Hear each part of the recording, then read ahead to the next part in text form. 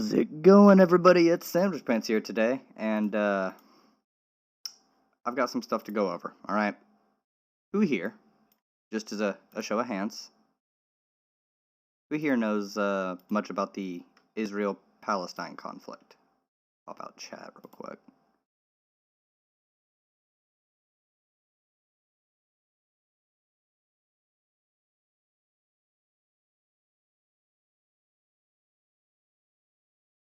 Anybody? Anybody know anything about it? I know some about it. I've been looking into it over the past few months.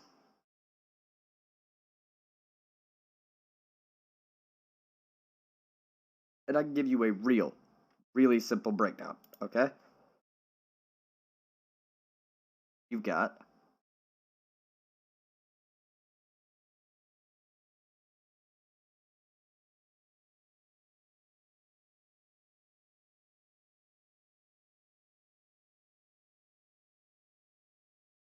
Israel and Palestine, okay?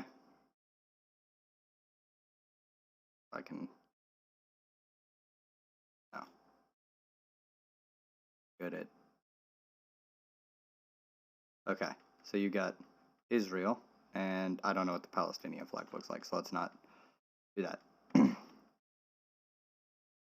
Israel, they claim that they have history. We'll do... They've got a history with the land. Because it was their land, you know, they owned it in the times of the ancient Egyptians and stuff. And they only left because they were forced to in 900 BC, which means that was almost 3,000 years ago. Since this time of 900 BC, 900 BC, that area, that territory, has been occupied by Palestinians. So, plus 3,000.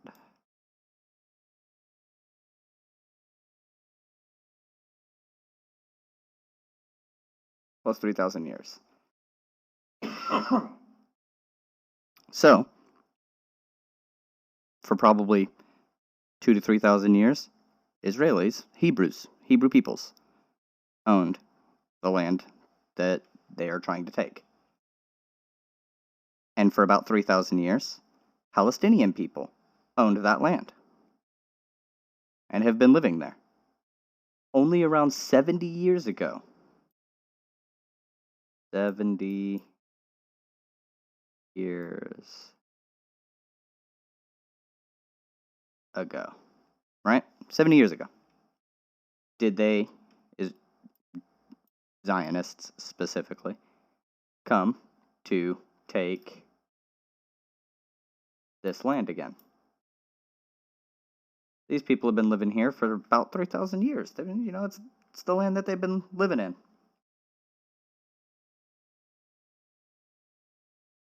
So, it's very understandable if they are upset. Very understandable if they are upset. There are people alive today in Palestine. I hope they're still alive.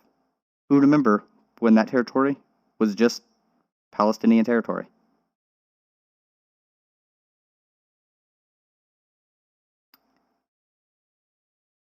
So the origins of the conflict are Jewish people, Hebrews, were forced to move out of the area.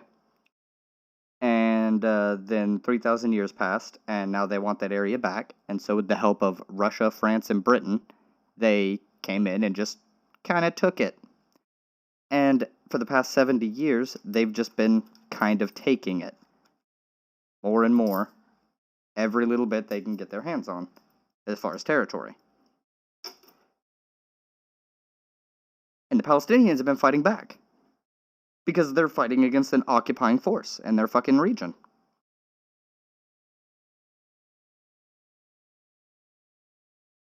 And then people try and come up with stupid excuses.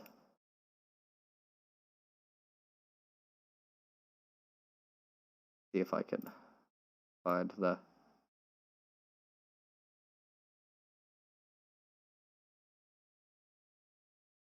Okay, I think this is under the original post.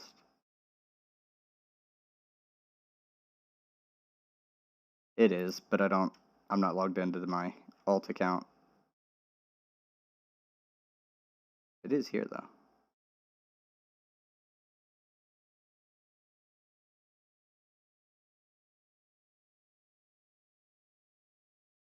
They really just don't.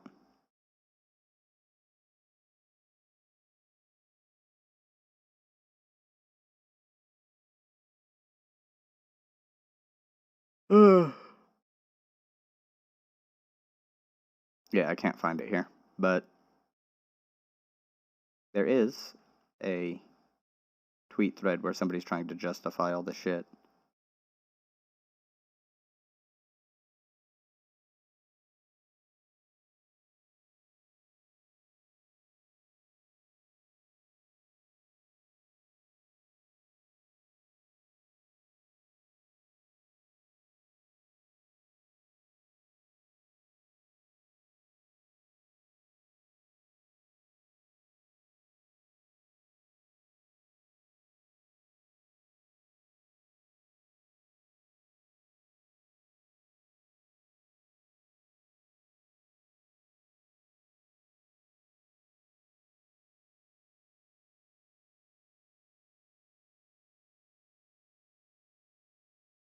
Yeah, that is absolutely true.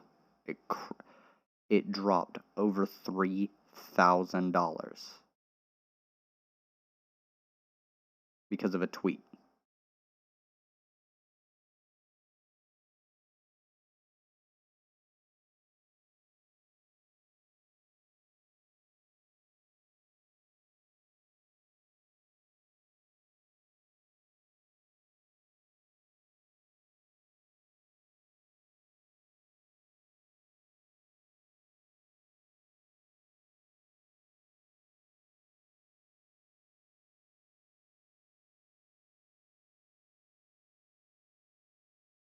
Okay. God damn it, this is why I hate going on Twitter. Okay. Anyways, so let's see. Because I've seen people say that Israel has, oh, what do they say? That many Arabs live in Israel and everybody that lives there is treated well, and it's not an ethno state. They've got black people living there. Israel to report dozens of black Hebrew Israelites. Israel moves to deport African Hebrew Israelites.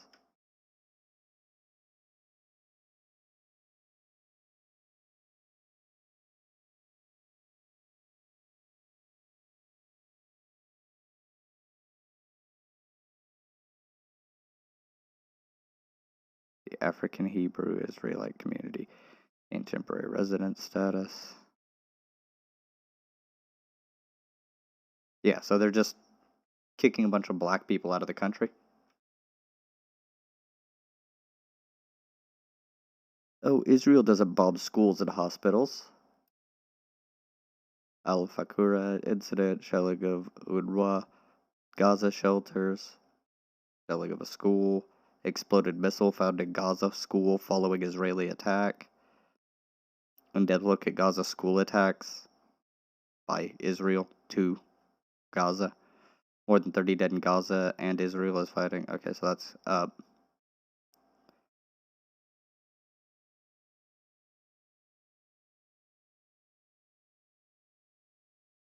UN says Israel violated international law after shells hit school.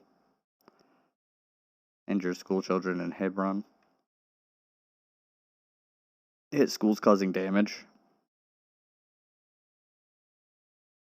Yes, Gaza militants hide rockets in schools, but Israel doesn't need to bomb them. This is true.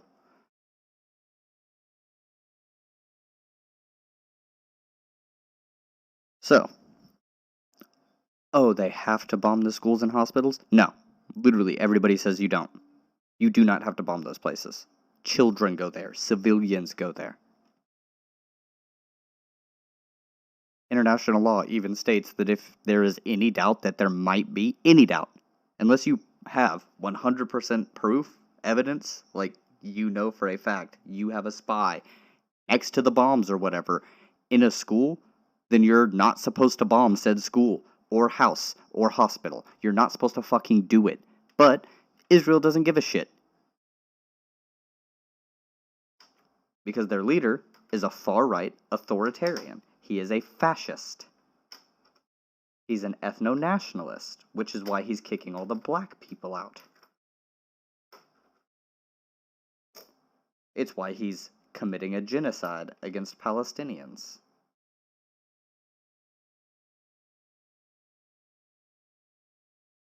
The only fascist that could be deemed to be at least not a complete moron would be Netanyahu. He's very good at what he does, which is being a fascist and committing a genocide. He needs to be stopped.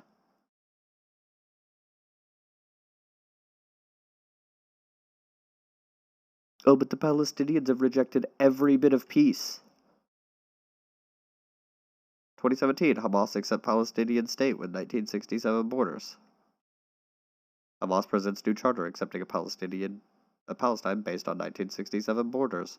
Now, it doesn't recognize Israel.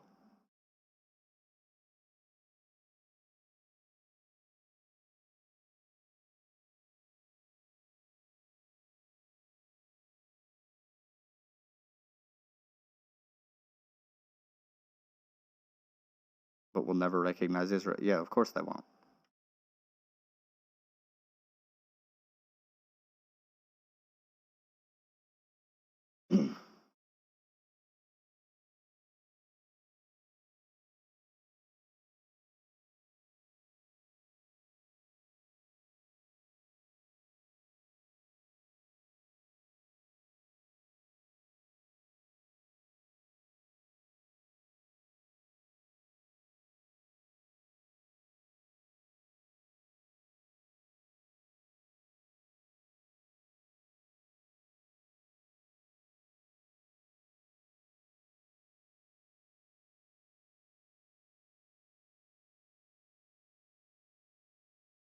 Afghanistan, Algeria, Bahrain, Bangladesh, Iran, Iraq, Kuwait, Lebanon, Libya, Malaysia, Morocco, Oman, Pakistan, Qatar, Saudi Arabia, Somalia, Sudan, Syria, the United Arab Emirates, and Yemen.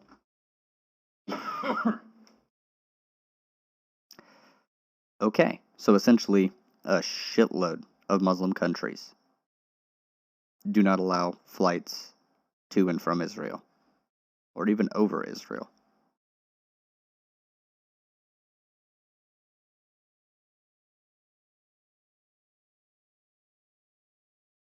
So, what we learn here by just looking very quickly, you didn't even yeah, you could read this article. It will affirm exactly what I'm going to tell you. This article right here. I will post it in the YouTube chat. Boom. There we go. In YouTube chat. So,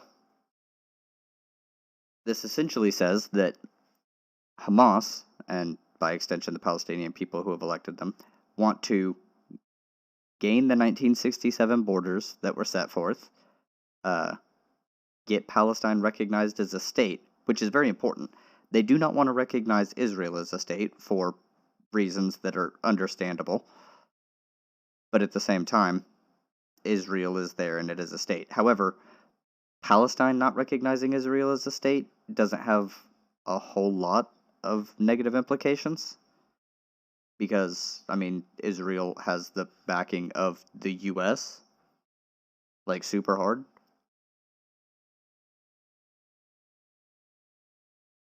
So if Palestine accepts the 1967 borders and allows themselves to become the state, which I have problems with a state, but in the current material conditions they're in, I can kind of understand. However, what I wish, well, what will happen is if Israel just allows that to happen and stops bombing them and blockading them and doing all the shit that they do. Speaking of which, as far as blockade,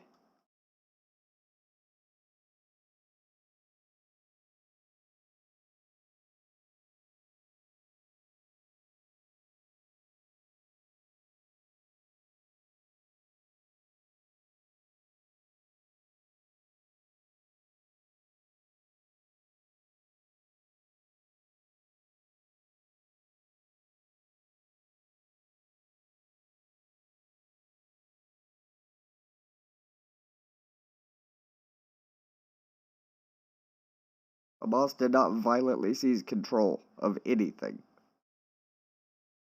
They were democratically elected. They won their election.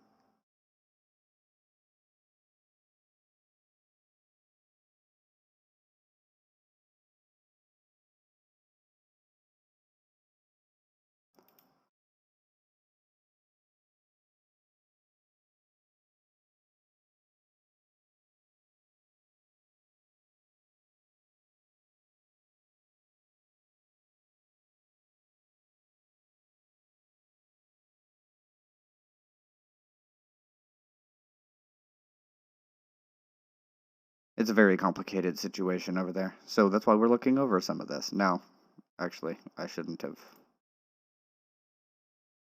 closed this. Because we're going to read this. This is some studying to do, everybody.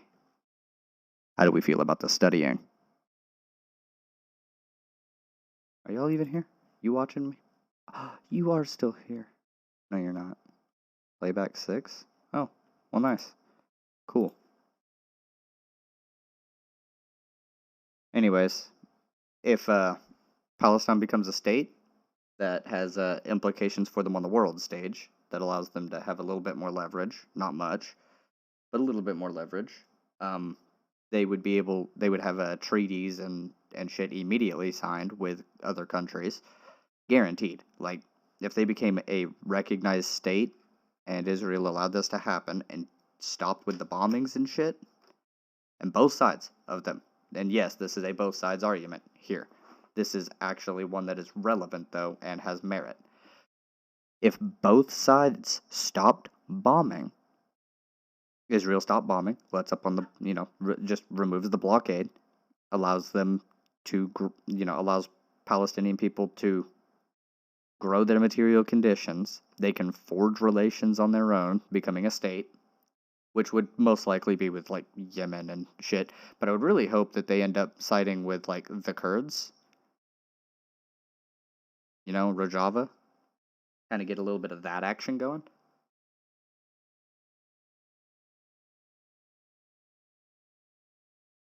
However, I have a feeling that Hamas is not exactly on that side of things, as a matter of fact.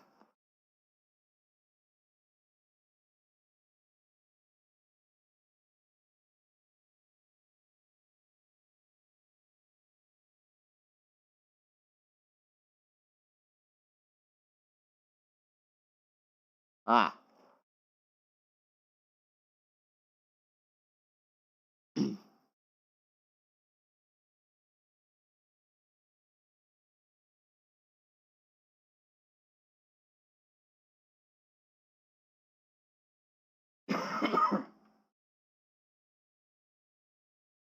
Okay, so we can't be entirely sure about all that, and then about that.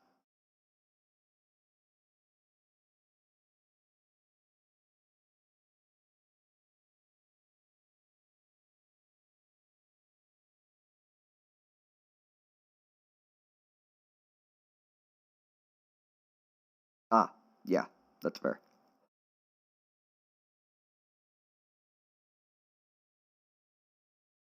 Gonna have to look up.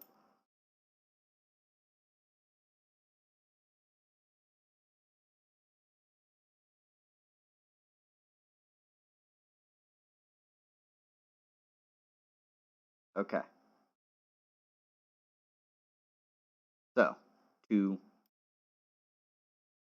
fully understand what we're going over here, because I don't want to give like credence to one side. I understand as a general conflict, but I don't want to give like support to any side or the other necessarily as far as like within Palestine. I know that Israel needs to lip on its bombings, and Palestine needs to not retaliate anymore.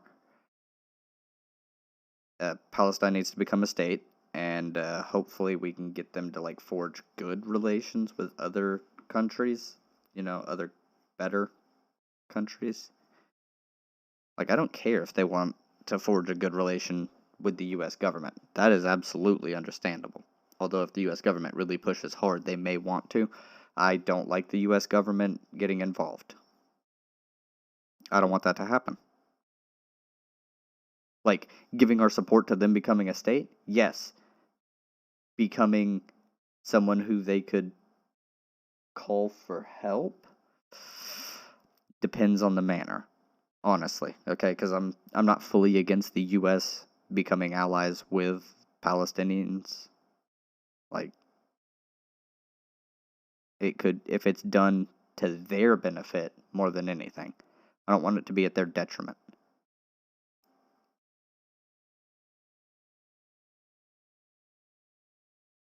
And that is the big concern.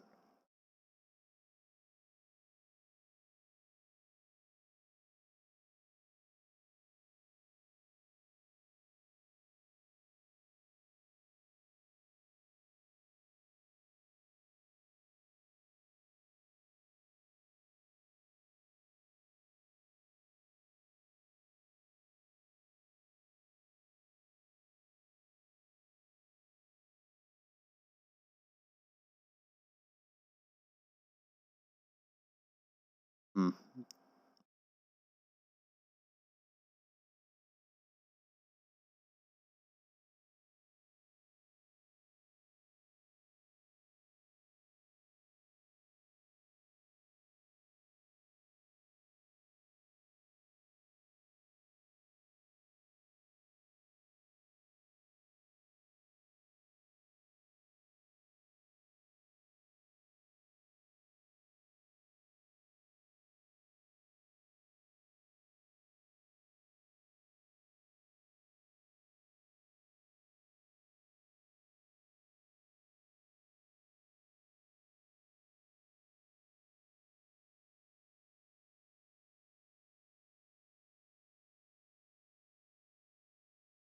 That might be the most tactful way I can handle that.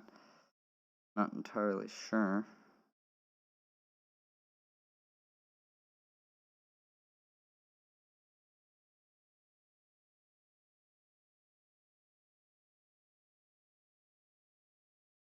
Totally Greg. Okay. Alright. Anyways, let's begin. I had to reply to that. It was a tweet because Bernie said something about uh, women have the right to an abortion, and somebody said that trans men can have abortions too. And I think Bernie's wording there was to be more, um, quote unquote, normal, to be able to get conservatives to realize the nuance of the issue, or the baseline of the issue, not the nuance. Because as soon as you say trans men as well, then you're going to lose like every conservative. They're going to laugh at you. Now, I disagree with this perspective from conservatives. I understand the rhetorical tactic that Bernie is attempting here. I also understand the criticism of not including trans men there, because trans men get left out of a lot of shit. Let's face it, they do. Like, people always talk about trans women, but people don't talk about trans men. At least, not usually. So we will here in a little while. Trans Men Appreciation Week.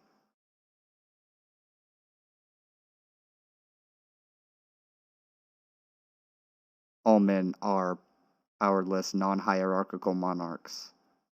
There's no hierarchy if everyone's a monarch, right?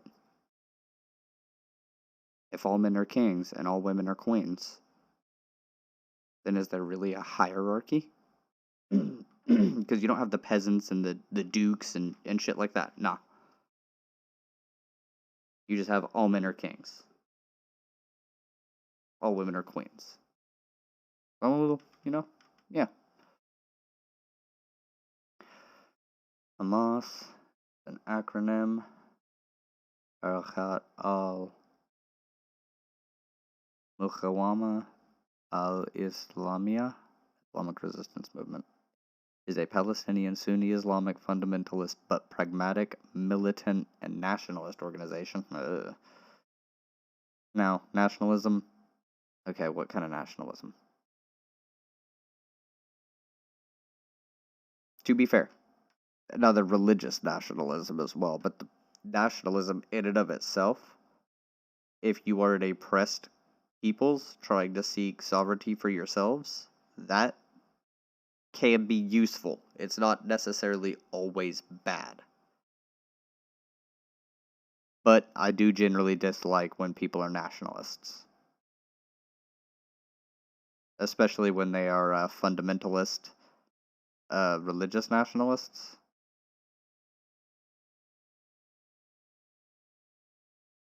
Okay, Palestine. So it won an election. De facto governing authority of the Gaza Strip following the 2007 Battle of Gaza. Okay, the Hamas takeover of Gaza was a military conflict between Fatah. Okay, so this was a fight between the two. Okay, so it wasn't like they took over Gaza from... Because earlier I thought they tried to take over Gaza from Israel, and I'm like, what? No, they were already there. Israel and Hamas have since engaged in several wars of varying intensity. Canada, the European Union, Israel, Japan, and the United States classify Hamas as a terrorist organization. They're a freedom fighter group. They do this to every single freedom fighting group. Although freedom fighters can also be terrorists. They're not mutually exclusive.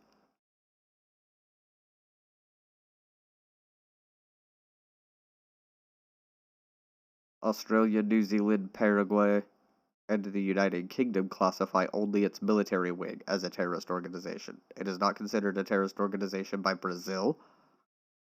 Okay, fascists. China, fascist. Egypt, I'm pretty sure they were fascist. Iran, totalitarian monarchy. Norway, interesting one. Qatar, I don't know much about Qatar, to be honest. Russia, far-right dictatorship. Syria, far-right dictatorship. Turkey, far-right dictatorship. Okay. In December 2018, the United Nations General Assembly rejected a U.S. resolution condemning Hamas as a terrorist organization. Okay, so the UN... I thought it said the UN did. The EU. Okay, the EU classifies it as a terrorist organization, and the UN said no.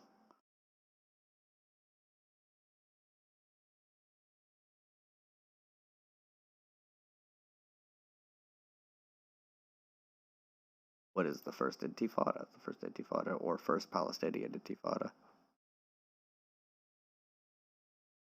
was a sustained series of Palestinian protests and violent riots in the West Bank, Gaza Strip, and within Israel. The protests were against Israeli occupation of the West Bank and Gaza that had begun 20 years prior in 1967. The Intifada lasted from December 1987 until the Madrid Conference in 1991, though some date its conclusion to 1993 with the signing of the Oslo Accords.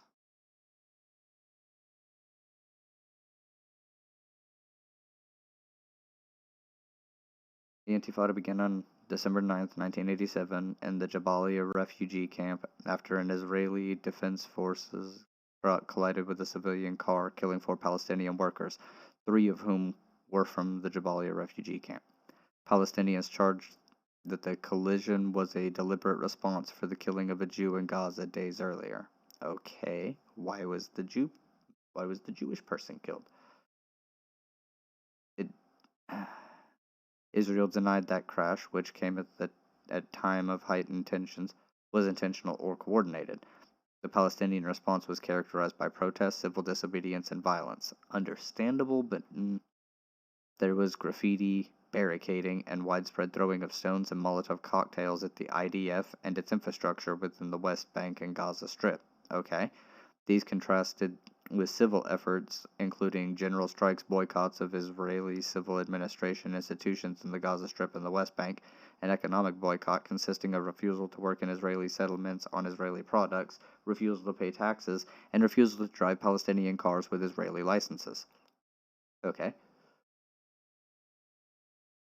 Israel deployed some 80,000 soldiers in response. Israeli countermeasures, which initially included the use of live rounds frequently in cases of riots, were criticized as disproportionate. Of course they were.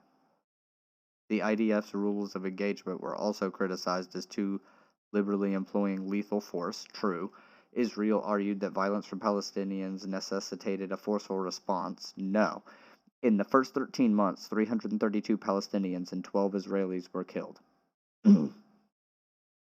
Images of soldiers beating adolescents with clubs then led to the adoption of firing semi-lethal plastic bullets. In the Intifada's first year, Israeli security forces killed 311 Palestinians, of which 53 were under the age of 17. Over 6 years, the IDF killed an estimated 1,162 to 1,204 Palestinians.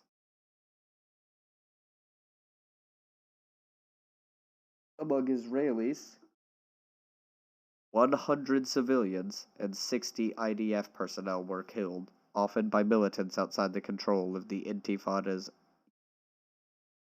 UNLU, Unified National Leadership of the Uprising. Okay. And more than 1,400 Israeli civilians and 1,700 soldiers were injured.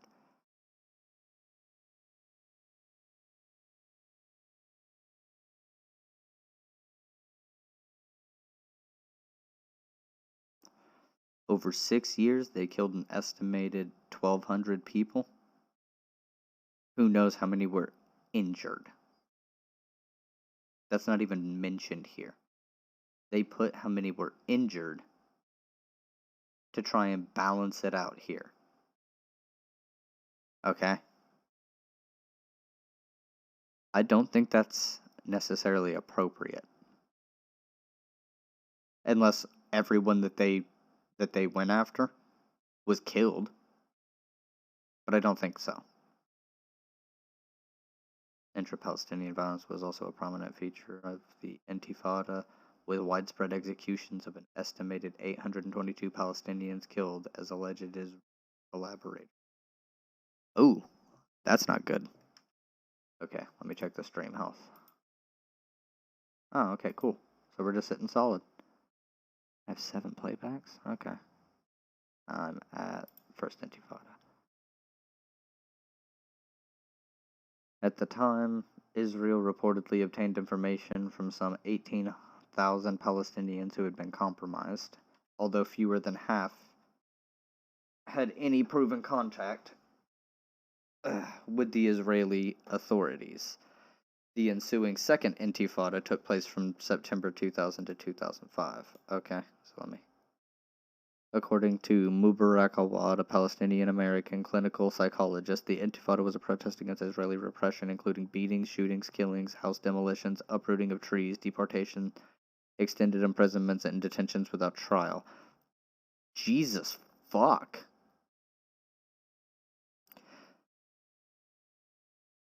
It really is like America in the Middle East, huh?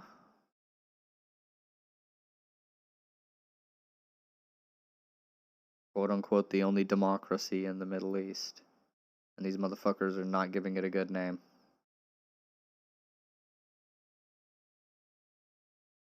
Let's be clear. We don't do much justice to democracy here in America.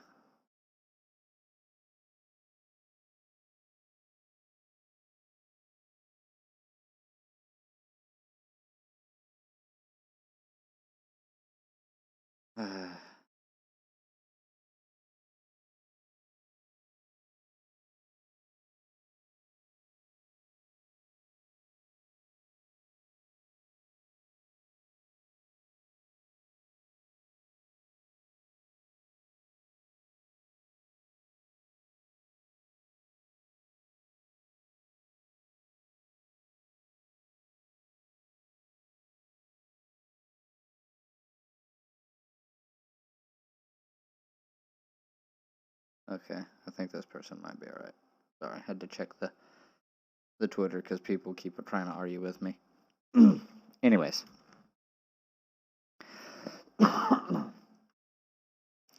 After Israel's capture of the West Bank, Jerusalem, Sinai Peninsula, and Gaza Strip from Jordan and Egypt in the Six-Day War in 1967. Who? Why do you...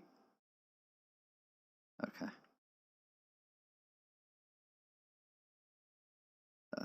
Frustration grew among Palestinians in the Israeli-occupied territories. Israel opened its labor market to Palestinians in the newly occupied territories. Palestinians were recruited mainly to do unskilled, quote-unquote, I dislike that term, or semi-skilled labor jobs Israelis did not want. Okay, so, real quick, I'm going to address a thing. I'm going to read the article as is, but anytime I read unskilled, this word is a capitalist concept that means nothing. It takes a skill to do any job. And a job doesn't mean what people generally would think it means. Anything is a job. If it's a positive contribution to society.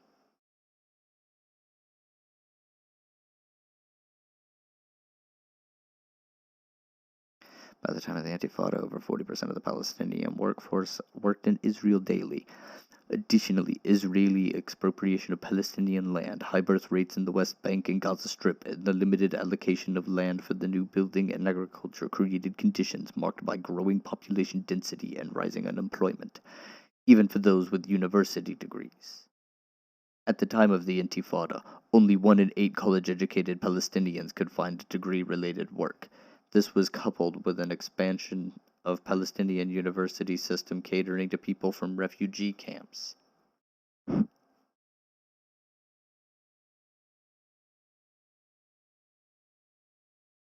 Villages and small towns, generating new Palestinian elite from a lower social strata that was more activistic and confrontational with Israel. The Israeli Labor Party's Yitzhak Rabin, then defense minister, added deportations in August 1985 to Israel's Iron Fist policy of cracking down on Palestinian nationalism. You're an this is Israel's an ethno-nationalist state that is trying to expand and expel/genocide an entire ethnic group. Although I'm pretty sure deportations is in the UN definition of genocide. Oh, this was after the... Okay.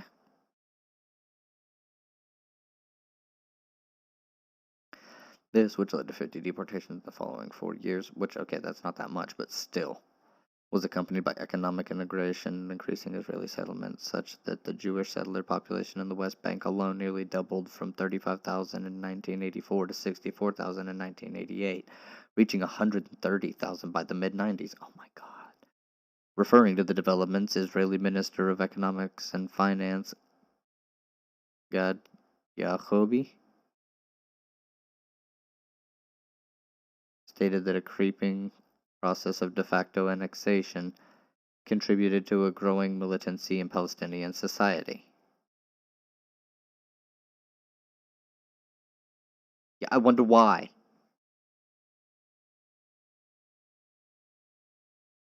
In either way you could interpret this sentence.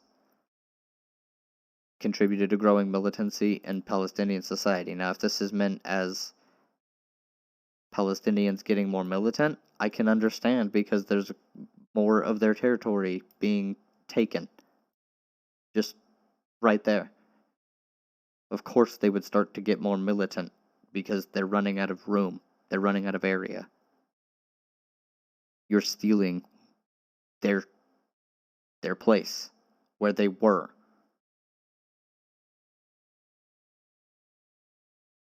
Now, I'm going to be very clear. They had a lot of people, and they had a lot of territory, and then within 70 years, they have, like, no territory.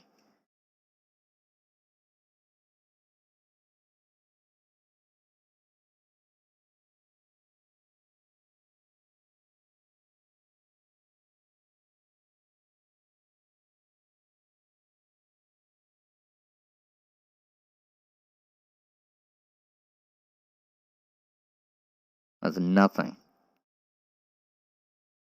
Especially here in Gaza. Now,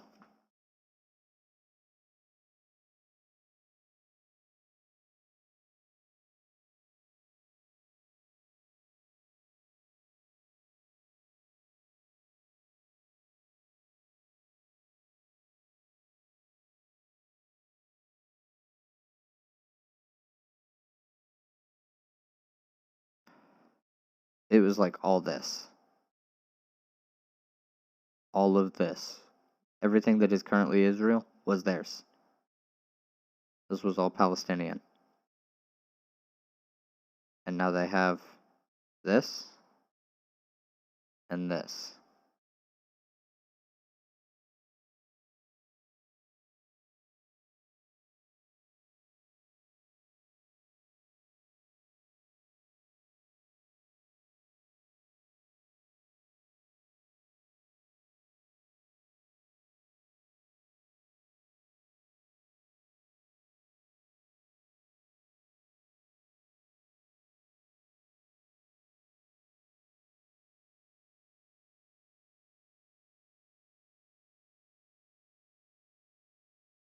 So, that is a huge difference between anything that's happening here. They literally had a lot of area, and it just suddenly was being taken over violently. A lot of people died, and then these other people just moved in and took over. Meanwhile, here in America, we have people peacefully trying to move to the country, generally to improve their lives, and we have plenty of space and plenty of resources. We just have a shit economic system. Oh, and we also have a state, which is, also a problem, but pragmatically, we could not abolish the state today, otherwise we would fall to literally every other country that has imperialist tendencies. America's state gets abolished. If it happened in like 5 years, America's state abolished, you'd be like, what? They got rid of the state? Okay, well, China and Russia both would be like, hey, why do we not split? Why do we not split it? Why wouldn't we? Okay. In the 1980s, a number of mainstream Israeli politicians referred to the policies of transferring the Palestinian population out of the country. Palestinian fear that Israel planned to evict them. Public statement calling for the transfer of Palestinian population were made by Deputy Defense Minister Michael Dekel, Cabinet Minister Mordechai Zipori, and Government Minister Yosef Shapira, among others. Describing the causes of the Intifada, Benny Morris refers to the all-pervading element of creation. Of course, yeah, caused by attractive occupation. So this is what sociology teaches you, and this is part of the reason that and psychology, but sociology does this a lot, because they'll analyze this and be like, hey, this is some really fucked up conditions. Maybe this led to this. And sociology is the enemy of people who are fascist, because they don't want you to understand the human condition. They want you to be force-fed some stupid bullshit. Like how your ancestors were fucking gods.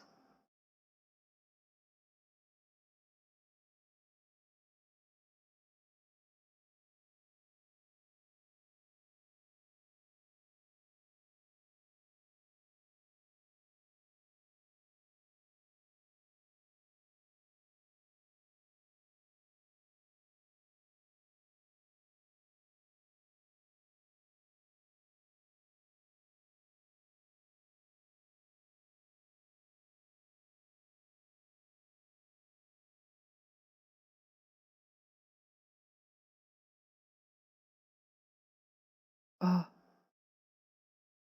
Alright.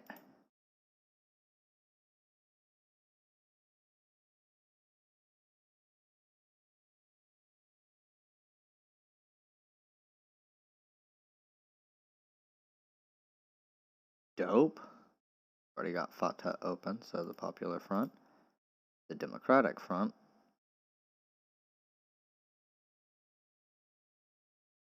God,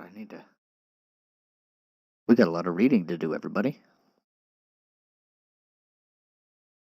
I saw the word communist, and I had to stop. Okay, so catalyst as a mass demonstration occurred a year earlier. 2,000 students and Birzeit University had been shot by Israeli soldiers on campus. The Israelis responded with harsh punitive measures involving summary arrest and detention and systematic beatings of handcuffed Palestinian youth.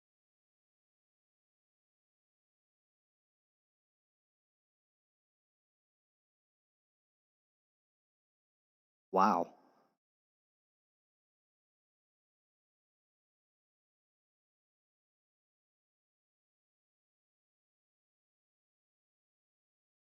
What the fuck? Okay. Yeah.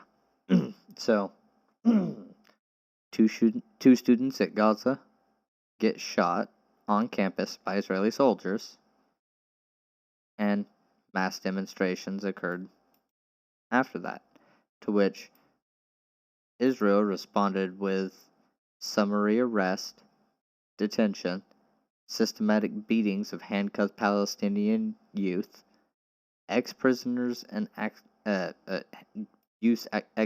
and activists. Some 250 of whom were detained in 4 cells inside a converted army camp known popularly as Ansar 11 outside Gaza. A policy of deportation was introduced to intimidate activists in January 1987.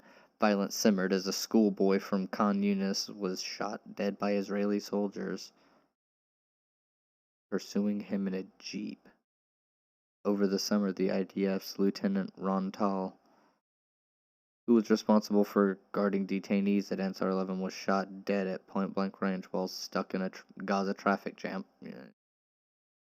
A curfew forbidding Gaza residents from leaving their homes was imposed for 3 days during the Muslim feast of Eid al-Adha.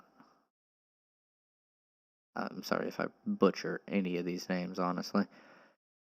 In 2 incidents on the 1st and the 6th of October, 1987, the IDF ambushed and killed 7 Gaza men reportedly affiliated with Islamic Jihad who had escaped from prison in May. Some days later, a 17-year-old schoolgirl, Intisar al-Attar, was shot in the back while in her schoolyard in Deir al-Balah by a settler in the Gaza Strip. Oh my god. The Arab Summit in Amman in November 1987 focused on the Iran-Iraq War, and the Palestinian issue was shunted to the sidelines for the first time in years.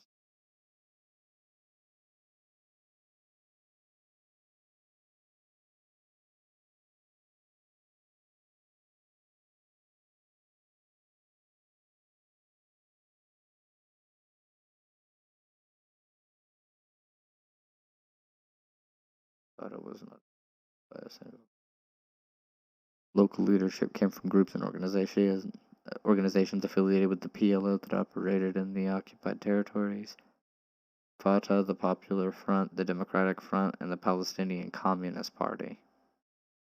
The PLO's rivals in this activity were the Islamic organizations Hamas and Islamic Jihad, as well as local Wait, was that a group name? Palestinian Islamic Jihad. Wow.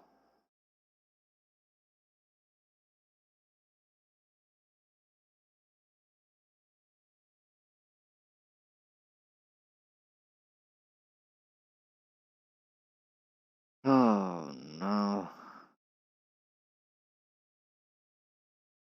As well as local leadership in cities such as Beit Sar and Bethlehem. However, the Intifada was predominantly led by community councils led by Hanan Nasrawi, Faisal Husseini, and Haidar Abdel Shafi, that promoted independent networks for education, underground schools as the regular schools were closed by the military and reprisal, medical care, and food aid. Okay. The unit. Oh, what? Oh.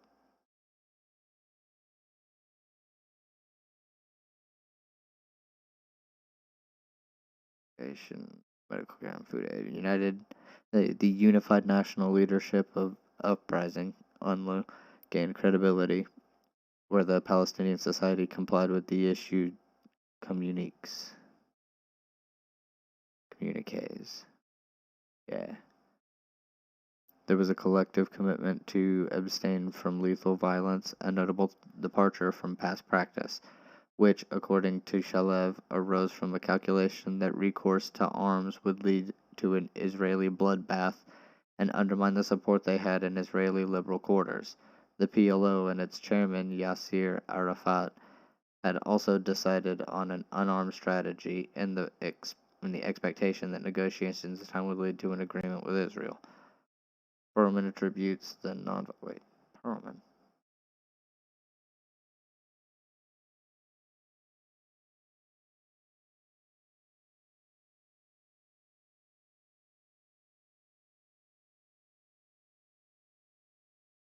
Perlman attributes that. Who the fuck is Perlman?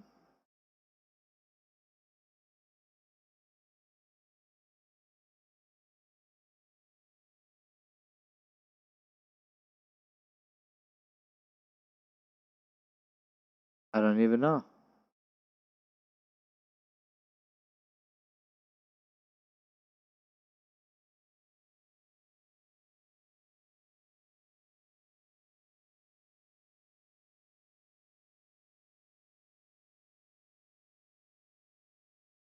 I don't even know.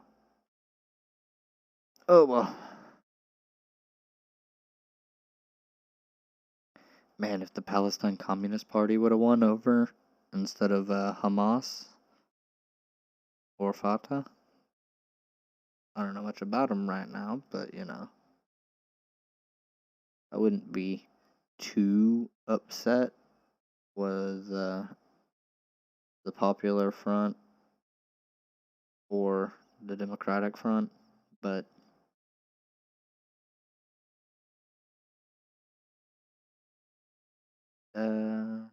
da da da da do. Intervention would not be the response even in the face of repression. Hamas and Islamic Jihad cooperated with the leadership at the outset, and through the first year, the uprising conducted no armed attacks except for the stabbing of a soldier in 1968 and the detonation of 2 roadside bombs, which had no impact. Oh yeah, they didn't commit any armed shit except for the stabbing. And also 2 different bombs. Leaflets publicizing the Intifada aims demanded the complete withdrawal of Israel from the territories it had occupied in 1967, the lifting of curfews and checkpoints. It appealed to Palestinians to join in civic resistance while asking them not to employ arms, since military resistance would only invite devastating retaliation. It also called for the establishment of the Palestinian state on the West Bank and the Gaza Strip, abandoning the standard rhetorical calls still at the time for the liberation of all of Palestine. Israel's drive into the occupied territory had occasioned spontaneous acts of resistance, but the administration, pursuing an iron fist policy of deportations, demolition of homes, collective punishment, curfews, and the suppression of political institutions, was confident that Palestinian resistance was exhausted. Assessment that the unrest would collapse proved to be mistaken. A tank transporter crashed into a row of cars containing Palestinians returning from work in Israel. The area's checkpoint, 4 Palestinians, 3 of them residents of the Jabalia refugee camp, largest of 8 refugee camps in the Gaza Strip, were killed and 7 others seriously injured. The traffic incident was witnessed by hundreds of Palestinian laborers returning home from work. The funerals attended by 10,000 people from the camp that evening quickly led to large demonstration. Rumors swept the camp that the incident was an act of intentional retaliation for the stabbing to death of an Israeli businessman killed while shopping in Gaza 2 days earlier. Following the throwing of a petrol bomb at a passing patrol car on the Gaza Strip on the following day, Israeli forces, firing with live ammunition and tear gas canisters and angry crowds, shot 1 young Palestinian dead and wounded 16 others.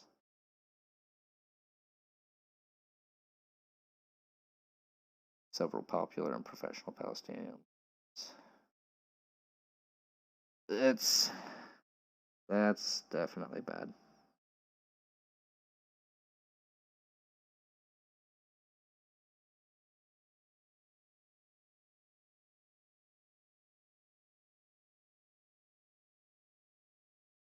First martyr of the Intifada.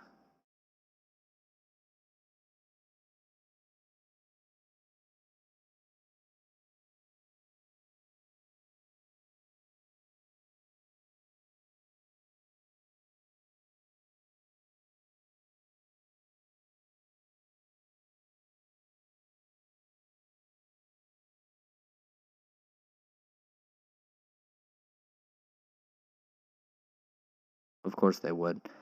So people were doing some kind of dangerous shit.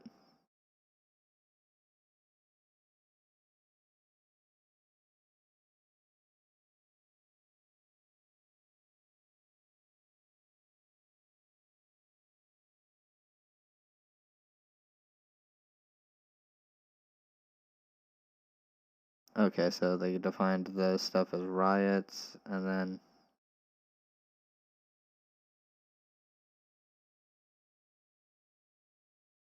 under the dozen Israeli settlements were attacked, and over the Israeli 15 down throwing at cars.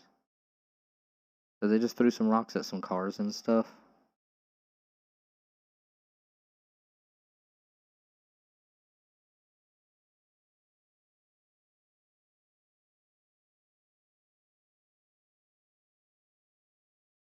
Cudgels, nightstick, tear gas, water cannons, rubber bullets, and live ammunition on children and regular civilians.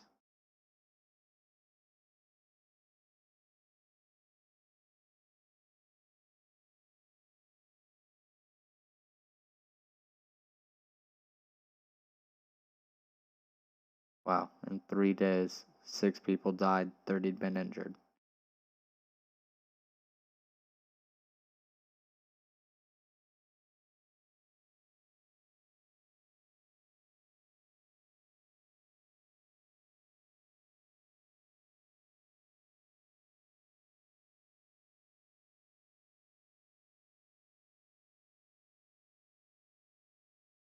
Israel used mass arrest and collective punishment.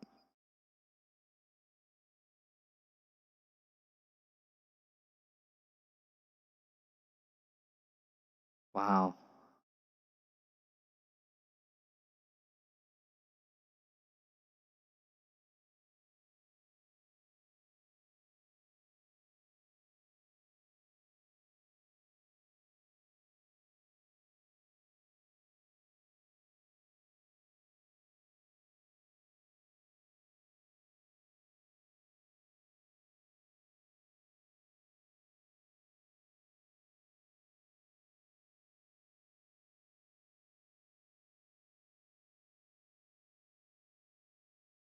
Okay.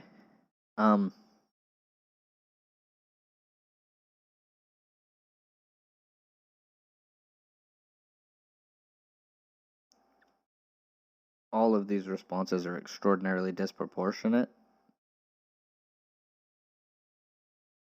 and they're exactly what a fascist would do.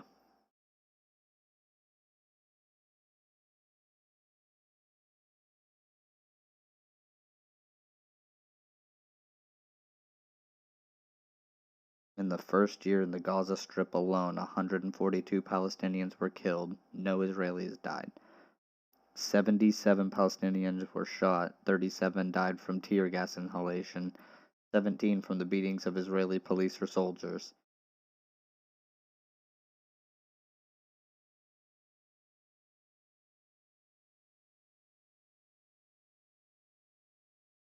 Okay, so more than one of them being children.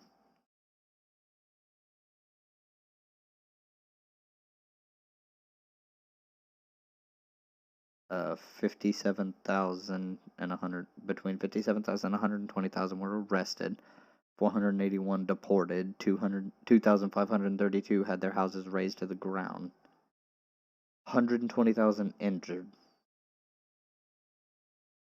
1,882 homes demolished.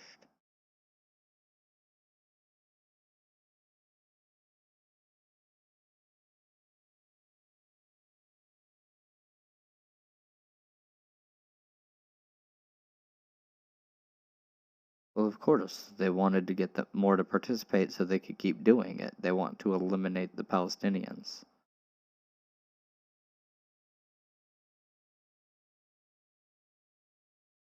For some reason, they think they have an entitlement to that land. I don't know why. So here's the deal, right? Hebrew people lived there until 900 BC, and then they weren't living there, regardless of the circumstances. They didn't live there.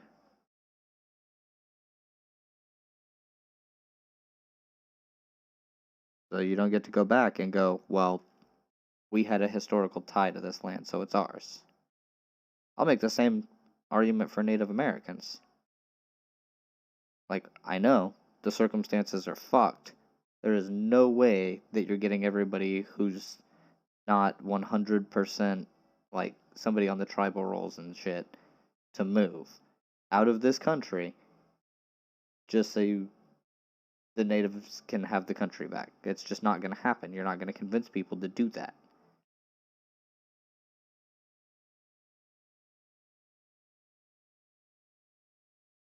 It wouldn't be a good justification for me, by the way, to go to my house that I grew up in and go, I have a historical tie to this, so I'm going to either kill you or blockade you until you starve to death, and then I'm taking this house. That wouldn't be something people just allowed. They would be in the right to shoot me. They would if I started trying to kill them or blockade their house so that they would starve so that I could take it over because I grew up there.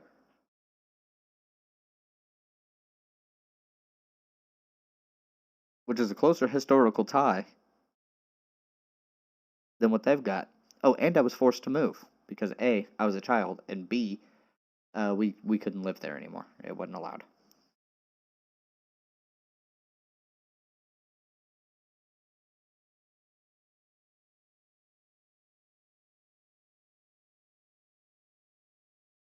So the house was forcibly taken from us.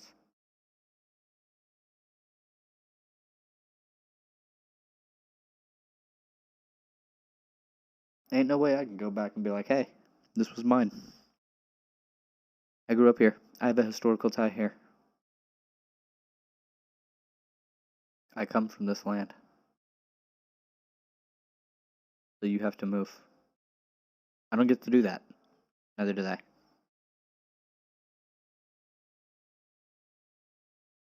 So let's skim this a bit. Or just being okay. It can second largest group forming the Palestinian Liberation Organization.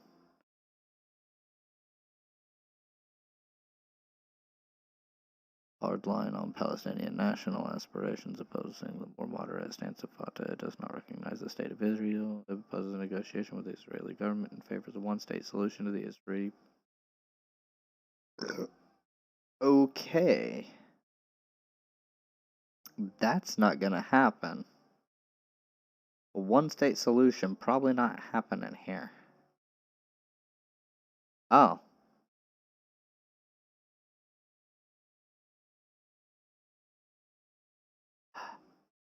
It does have the PKK.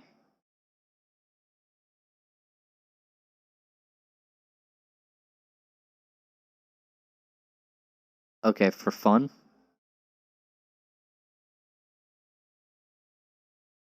I'm looking into that.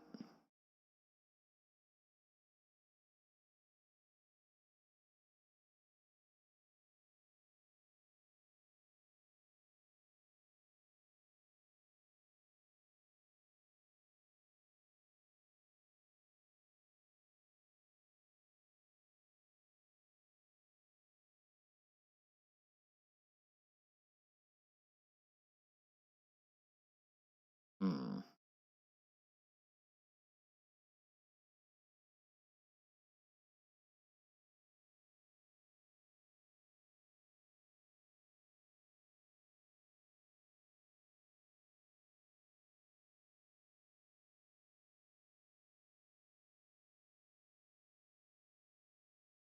What?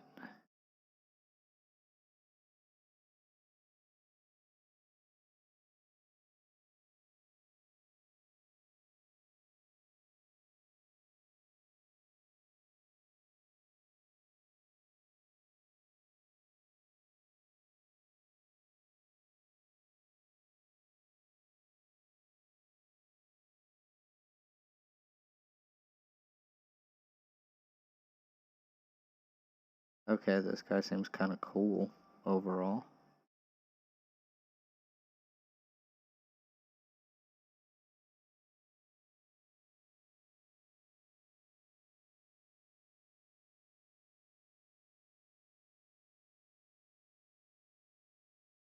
See, here's the deal. When oppressed people want to take up arms against their oppressors, there's some merit to it, depending on the circumstances. In the circumstances of Palestinians versus Israel, I can understand what's going on there. I still don't think that violence is the right way. At least, not always. Let's face it, sometimes it does work. I think the two-pronged approach is best. If needed, you show a capability towards violence, but you really try to avoid it. That makes you look better, for one, optically, golden. And for two, you harm less people. Those are my two arguments.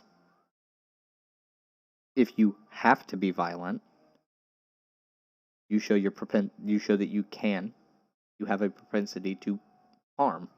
Like, you have the ability to do it. It's not something that is beyond your reach. It's just something you would prefer not to do.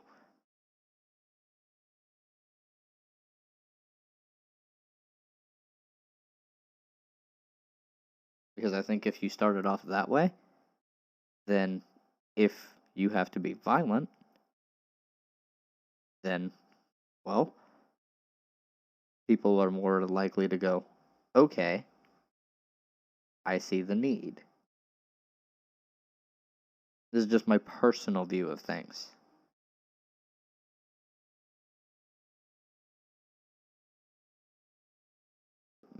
Things can fluctuate based on material conditions as well. This is just a generalized view of oppressed versus oppressor. I think showing that you can commit violence, but that you don't want to, is the best course of action, optically, with the ability, with the additional cause or added benefit that you cause less harm to people overall. If you can do things more diplomatic. But don't rule out violence entirely. Don't.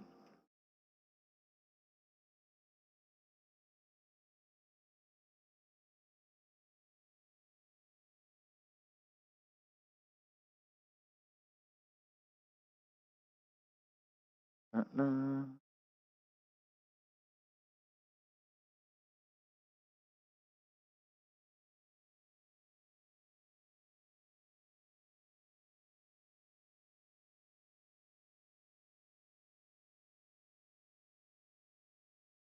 Doesn't really put a background or whatever.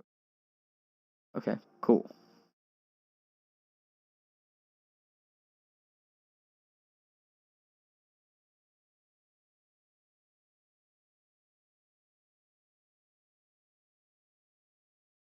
Oh, yeah, okay. People are just leaning towards Hamas and shit.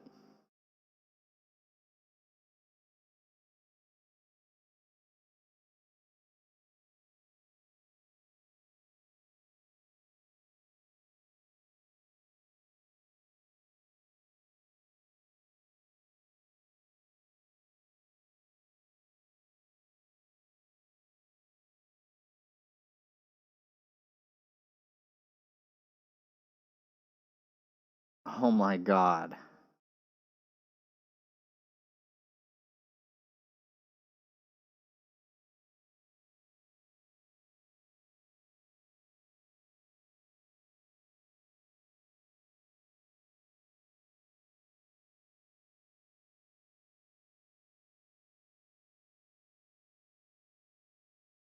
God damn it, always with anti-Semitism. Why? I guess maybe not necessary. Okay, they're opposed, but the way that this is worded, in 1923, at the Party of Congress, a position of support was adopted in favor of the Arab national movement as a movement opposed to British imperialism, and denounced Zionism as a movement of the, and then Jewish bourgeois allied to British imperialism, a move that wanted membership of the Comintern. Yeah, the Third International.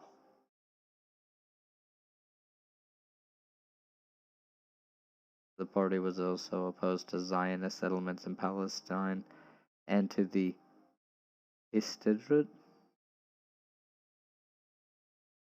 and its Jewish labor policy. Jesus Christ, okay. Party of Arab workers to which can belong.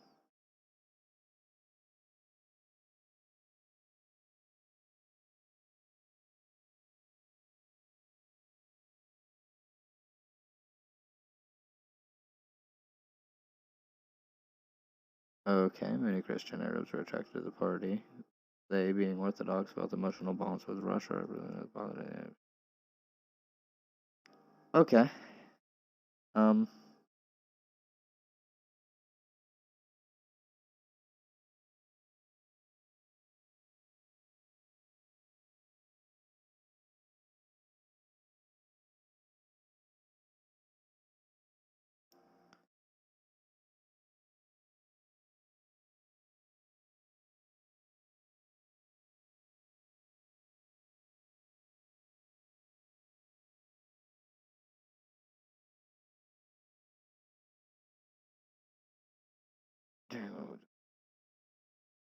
Purges, including numerous close to party leader Leopold Trepper.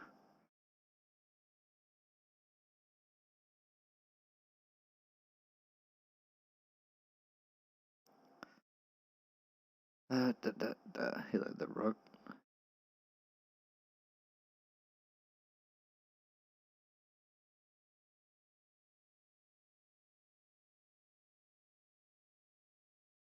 Yo, okay.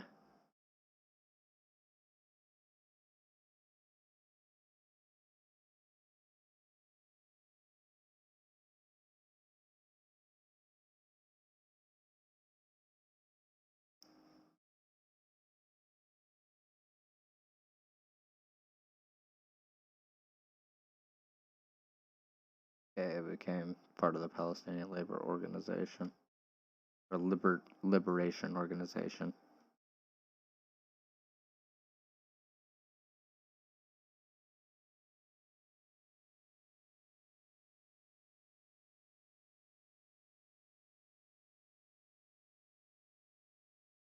How the mighty have fallen. That's something for me to read later.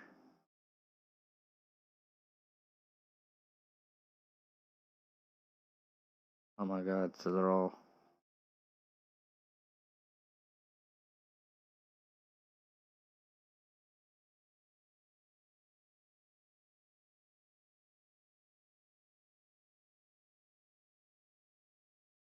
Okay. Cool. We have read about the First Intifada.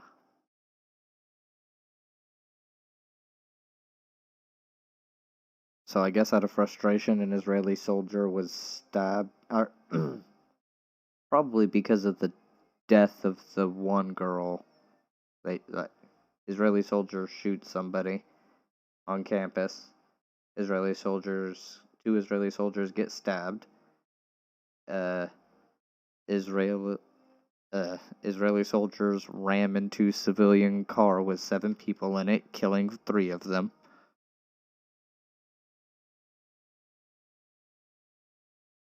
Riots start. Killings start of Palestinians by Israeli soldiers.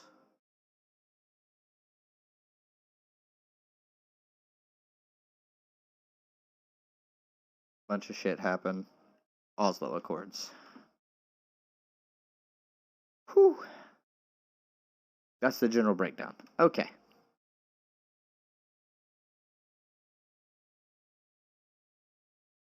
The second Intifada, also known as the Al-Aqsa Intifada, was this after the proposal was a final agreement on the process. The violence started in September. Ariel Sharon made a highly provocative visit to the Temple Mount, the Al-Aqsa compound.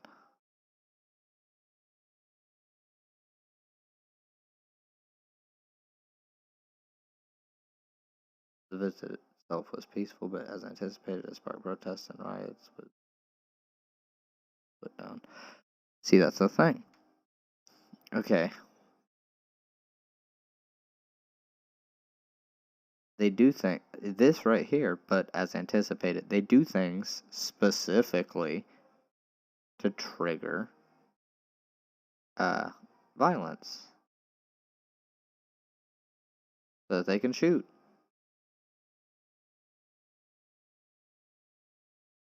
That's what it seems like. The way that a lot of this is worded, it really makes it seem like they just do things to spark conflict. I don't know about this particular instance. This one seems a little... Yeah.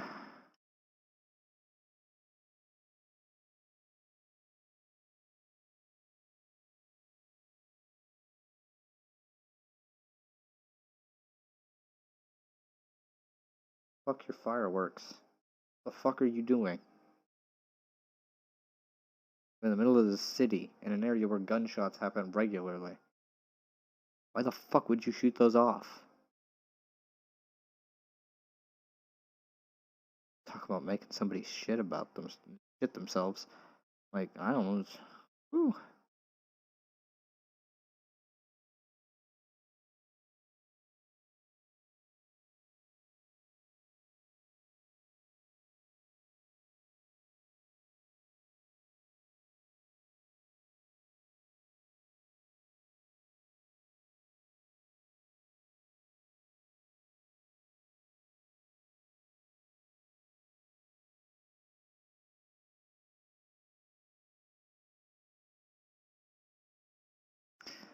Blamed each other for the failure in the 5 years immediately following the signing of the Accords.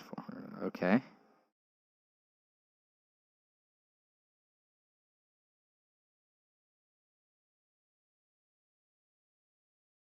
In the eventuality that peace talks might fail, I have a feeling they do things to make them.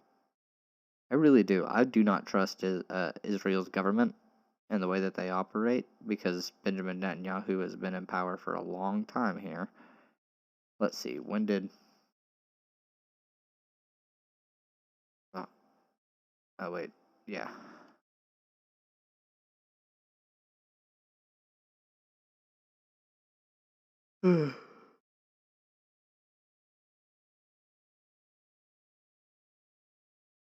Non-confrontation hostile to Palestine. Huh.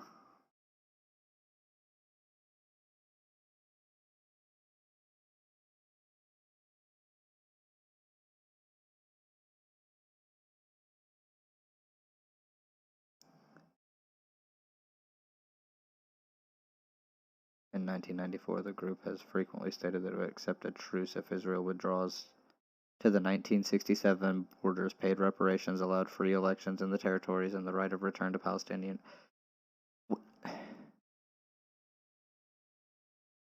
Now, I don't agree with attacking civilians.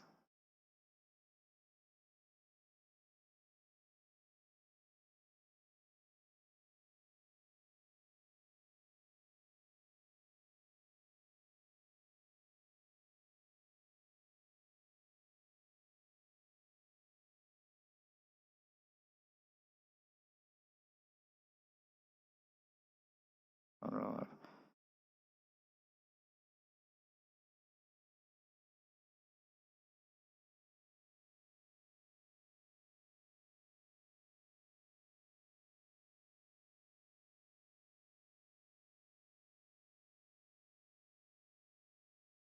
Yeah.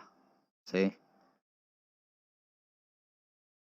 But if you talk to somebody who lives in Israel, like I have, they will say that nobody ever condemns the Palestinians for attacking civilians. They only ever condemn Israelis because they're anti-Semitic.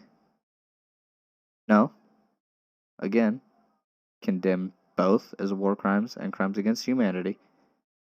Palestinians shouldn't be attacking Israeli civilians, and Israelis shouldn't be attacking Palestinian civilians. That fucking simple. Super, super easy. Both bad in that regard. It's just your numbers are worse, and you have the backing of more powerful countries, over there in Israel. So we tend to focus a little heavier on you because you have more leverage to end the situation peacefully.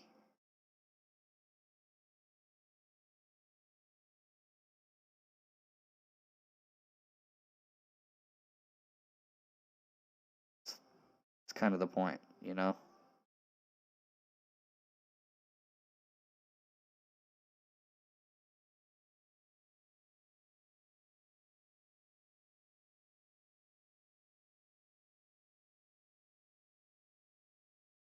I gotta check and make sure my shit's not getting liked by fascists.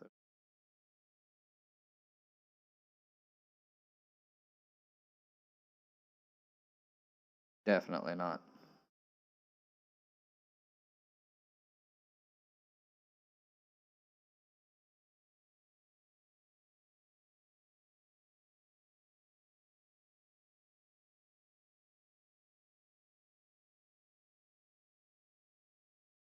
Probably some kind of liberal.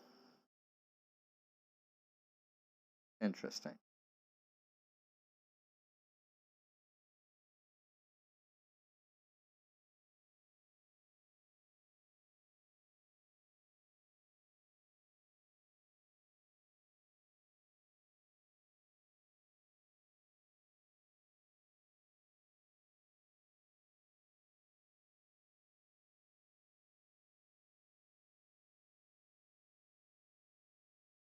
I'm not playing around anymore with these dumb motherfuckers. Israel is not committing a genocide. Yes, it is. Sorry, I can't help you. If you're a fucking idiot, like I can't help you. Okay? You're you're fucking dumb. It is definitely a form of a genocide.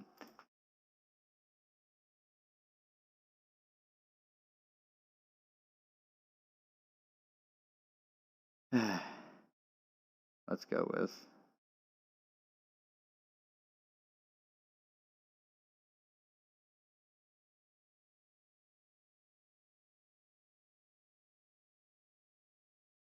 genocide is a crime that can take place in both in time of war and time of peace. Definition contained in Article 2 of the Convention.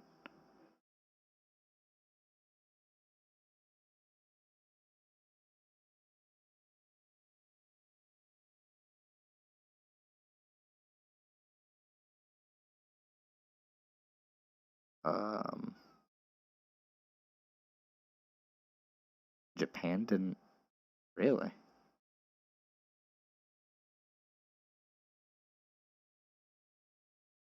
Genocide means any of the following acts committed with intent to destroy, in whole or in part, a national, ethnical, racial, or religious group as such. Killing members of the group. Budding. Causing serious bodily or mental harm to members of the group. Budding. Deliberately inflicting on the group conditions of life calculated to bring about its physical destruction in whole or in part. Budding. Imposing measures intended to prevent births within the group. Not entirely sure about that one. Haven't heard anything about, like, actually, there's probably been forced sterilization, so I'll look into that. Forcibly transferring children of the group to another group.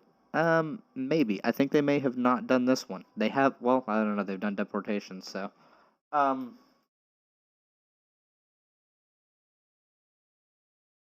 what do you know? Hey!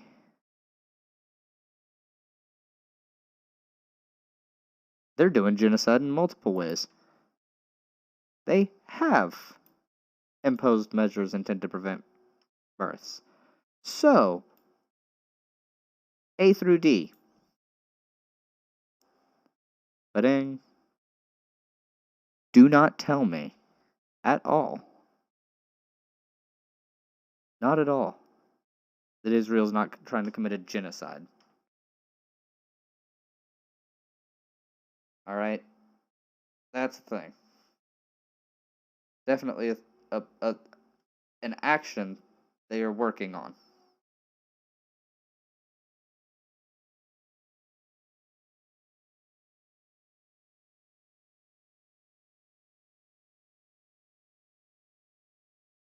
I've heard interviews with people who live in Israel talking about how they want to eradicate the Arabs because they are God's chosen people and the Arabs are not, and they live in the region and they shouldn't be there. So they need to be eradicated.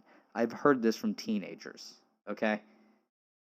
That is a thing that teenagers in Israel have said about Palestinian people.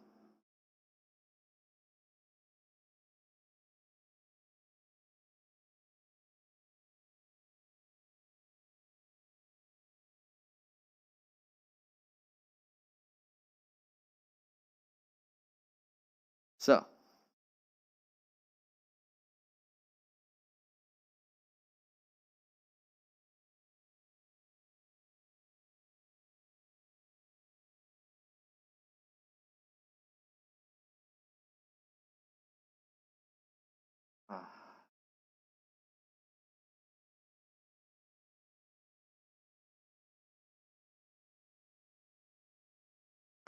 it feels good to be right.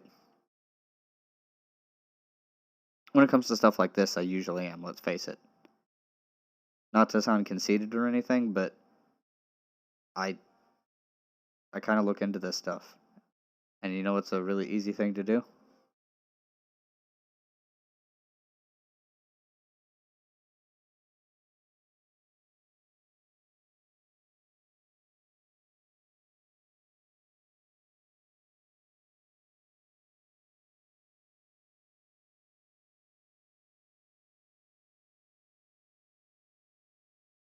Yeah, see? You can check this kind of shit.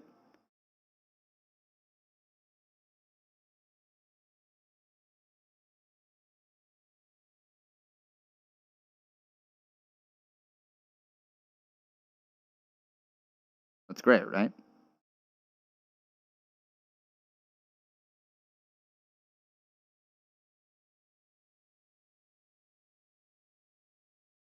To liberate Palestine, leadership structure.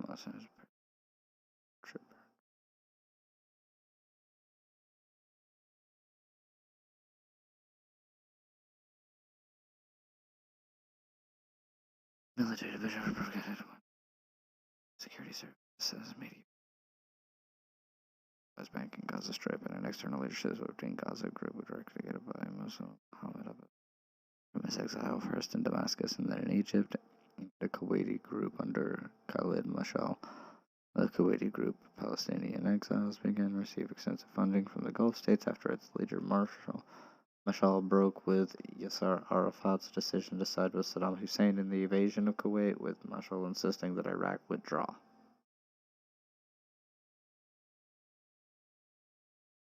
Semi-based, I guess. A leader replaced Mashal.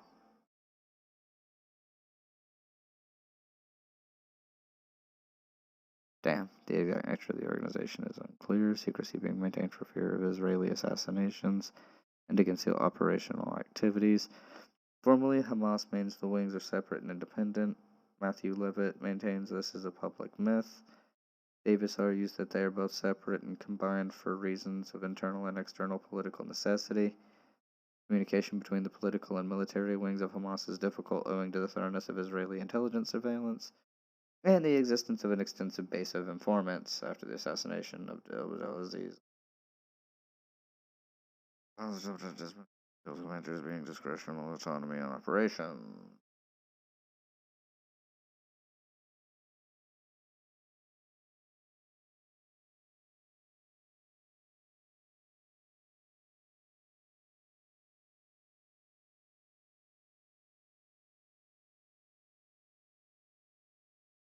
which Hamas leaders argue provides for a democracy within an Islamic framework. This is true, okay? There is democracy available within Islamic frameworks, which is very interesting.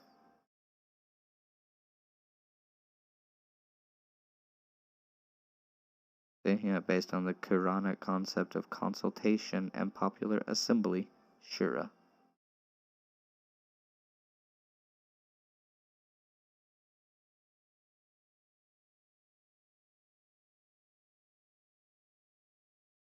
Yeah, look at that.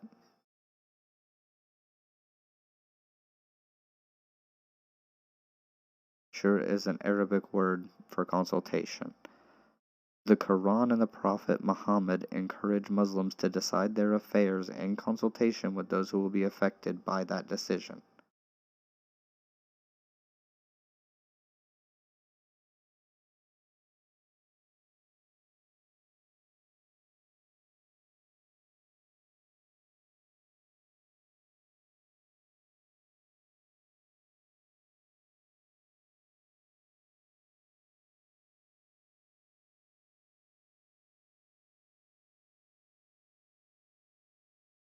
Yeah, that sounds about right.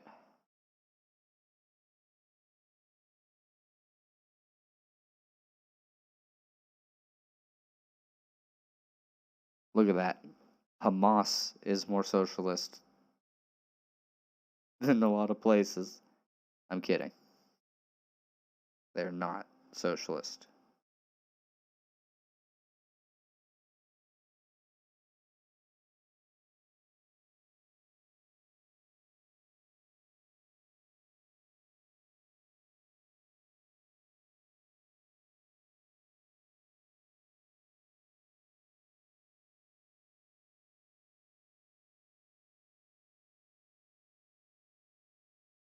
Sorry, sister, that is not good.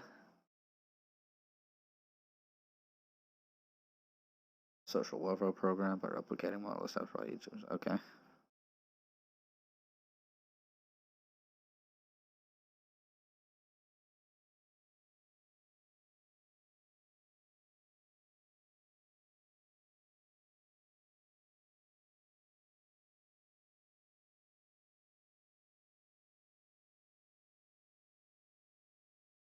I hate charities in the sense that charities shouldn't be needed.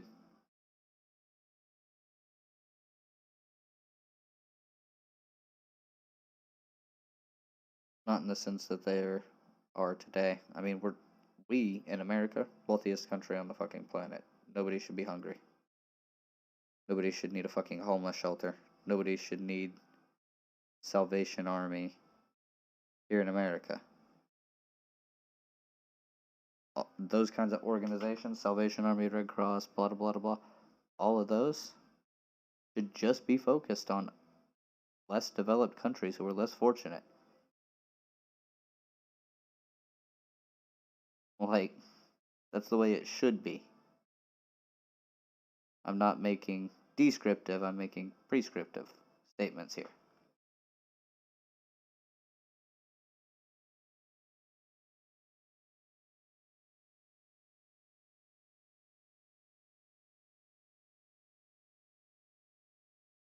That, look at this, the PLO was just like, hey, we need to get food and shit to people. Military wing, okay, finances.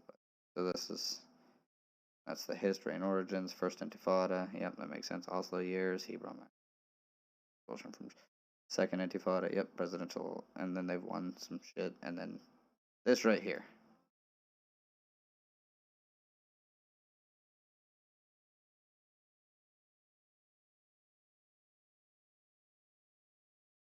So the Fatah are.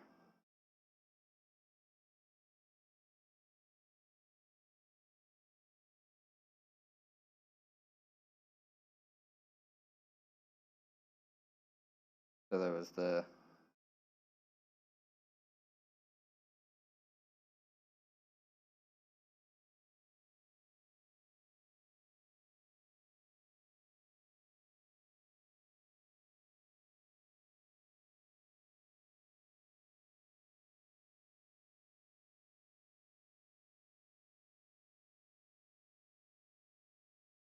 Oh, no. Setting up roadblocks, publicly humiliating police forces. Okay. Molested women? No. Levied illegal taxes? Not the worst thing.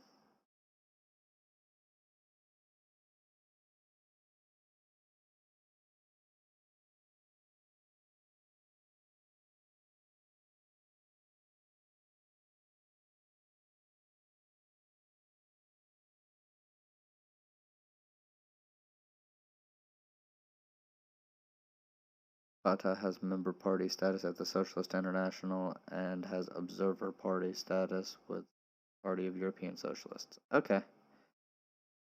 Fatah good. They got run out by Hamas. And by good, I mean socialist, not fascist. That's all I mean by that one.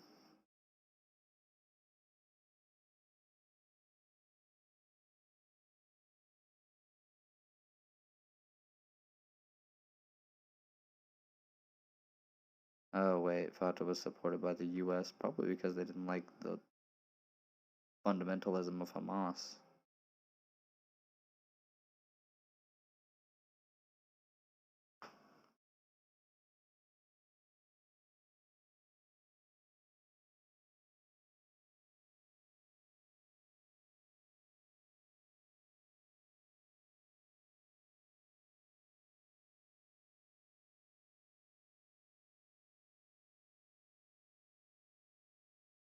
Oh, okay, so they couldn't come to a compromise in sharing power, so Hamas just came in and took over Gaza.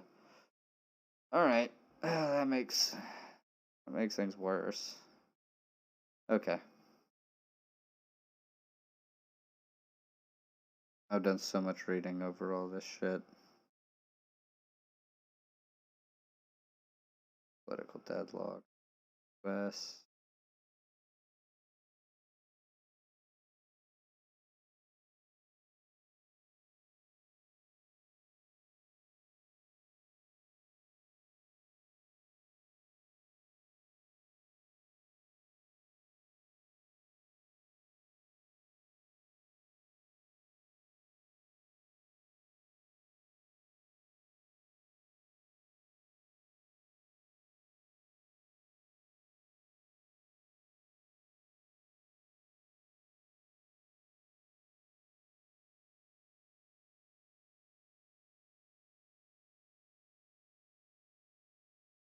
I don't like that they were supported by the US. A split of government, West Bank Crown.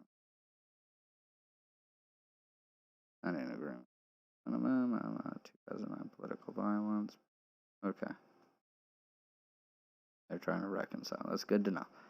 But if they do reconcile, Fatah needs to move Hamas left and not Hamas move Fatah more to the right.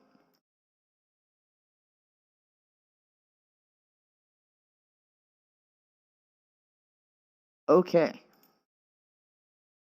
I can confidently say that I fully believe that Israel started this conflict and Israel has more power to end this conflict than Palestinians do in a positive manner. I don't want Israel to try and crush them. I want Palestinians to be able to have their state.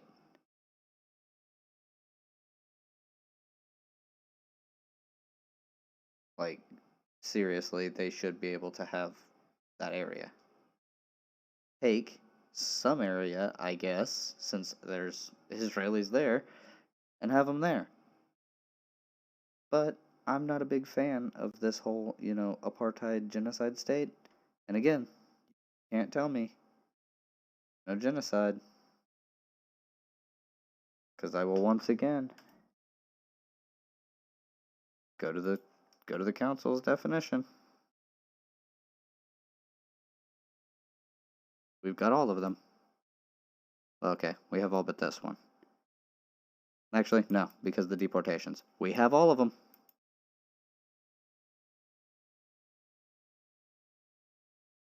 The blockade, keeping out food, medicine, and other such essential needs, goods, and services.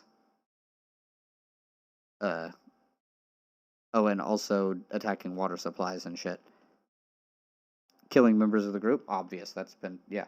Causing serious bodily or mental harm to members of the group, yeah. Solitary confinement, forced and illegal detentions, beatings at the hands of police, shit like that.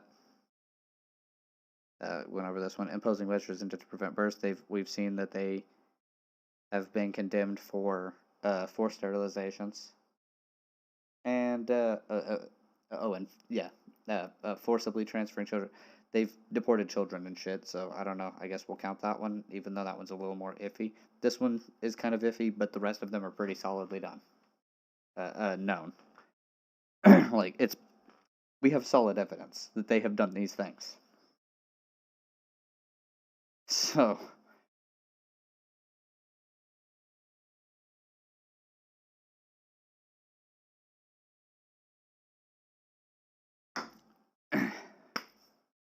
this brings me to the conversation today. I know, it took 43 minutes with research. We've been doing research. Oh wait, an hour and 40 something minutes. But we've been doing some easy read ups and talking. But that brings me up to today's conversation. There has been rocket attacks from Hamas, from Gaza, into Israeli citizens. And I have seen online responses, if you see here, from leftists. I just put Jimmy Dore in here for the clickbait. Honestly, that's what it is. I put him in here for the clickbait. I haven't seen a single response from him. Other lefties, though, that I've seen online. Hamas is acting pretty based right now.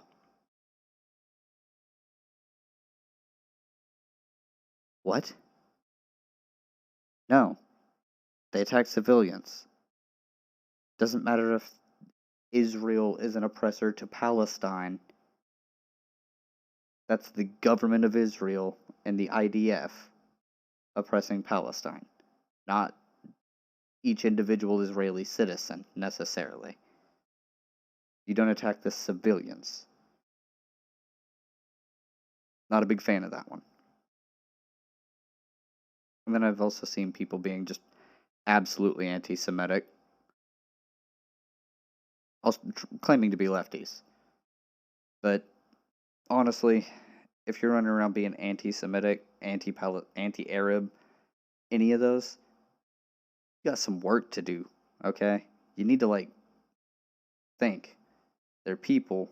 A lot of them are proletariat. Most of them are proletariat. There's other divides, cultural divides and shit, but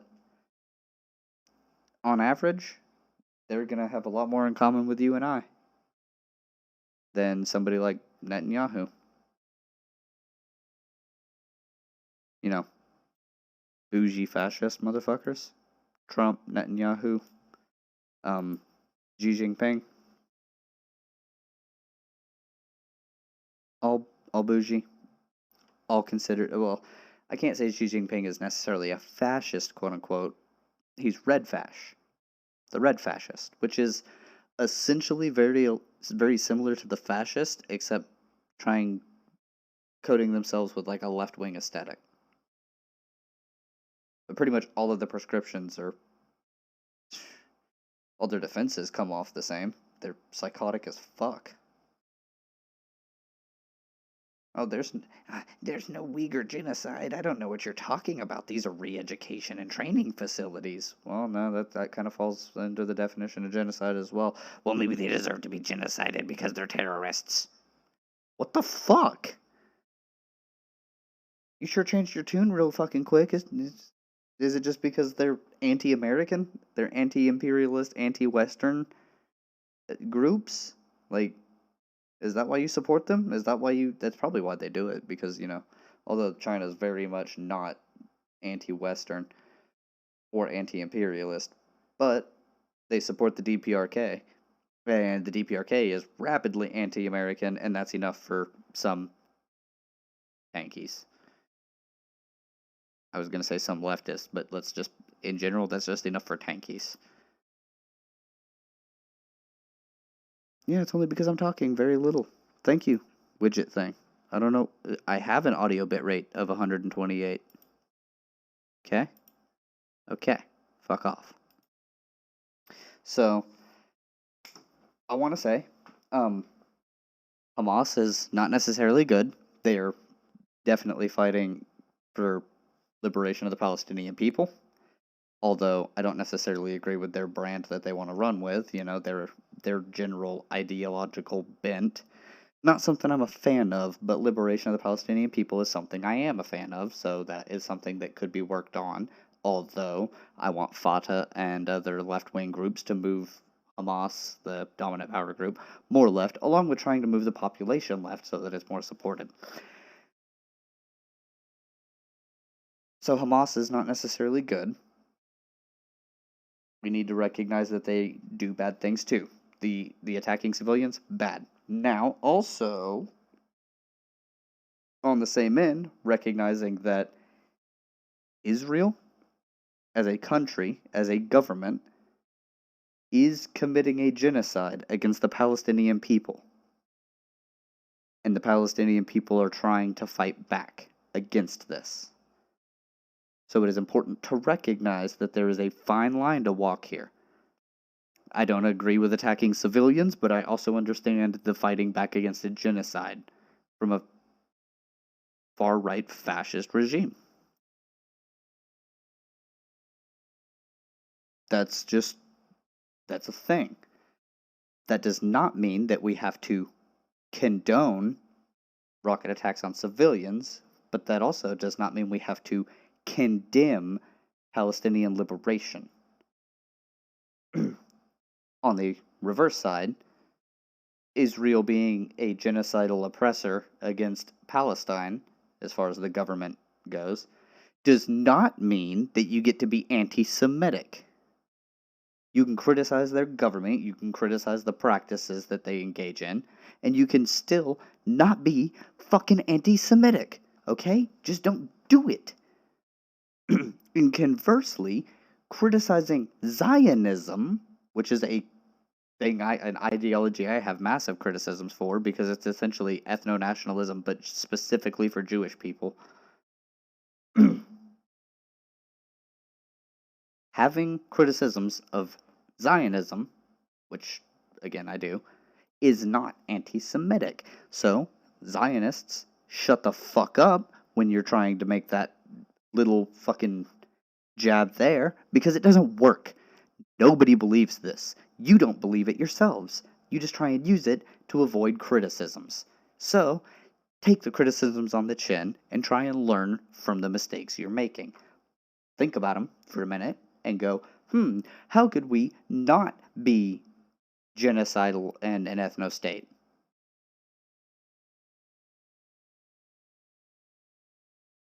Because there's plenty of Jews who make those exact same criticisms that I do. Plenty of them. Plenty of them in Palestine. At least there were. So again, we've got a problem of a genocidal state and an oppressed people, both of whom are killing civilians, neither of which should. And only one of those two groups can actually end this conflict in a peaceful manner. That would be Israel. I'm not leaving it up to guess. That is Israel. Israel is the only one. Lefties. What is the course of action we take? Because I've also seen real brain dead shit. Did I read? You know what? Was it? Okay, that's a mess. Fucking idiot.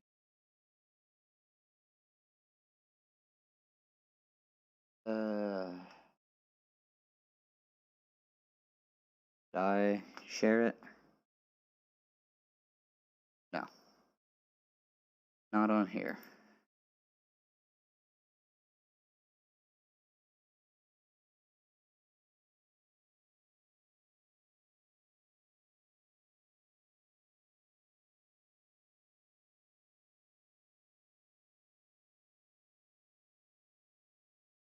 There we go. Bad and dumb take. Do not go harass this person. Don't do it. Leave them alone. This is just a bad take. Sanctions on Venezuela and sanctions on Iran. Fuck off, I don't believe in that made-up nonsense. From, leftist. And then, boycott Israel sanctions now. So true! And, Kropo here, as well as this wonderful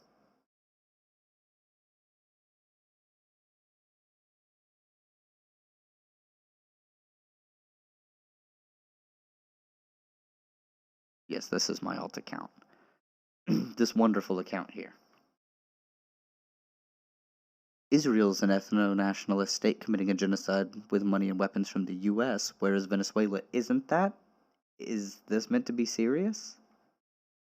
I should have also put Iran, but it's not committing genocide. Throwing that word around robs it of its meaning. Yes, it is. Sorry you're fucking stupid. Also, don't go harass this individual, but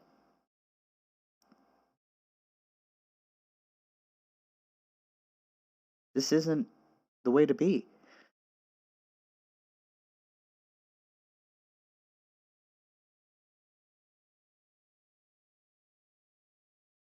No, the correct, consistent take. Oh my god, are you a Destiny fan?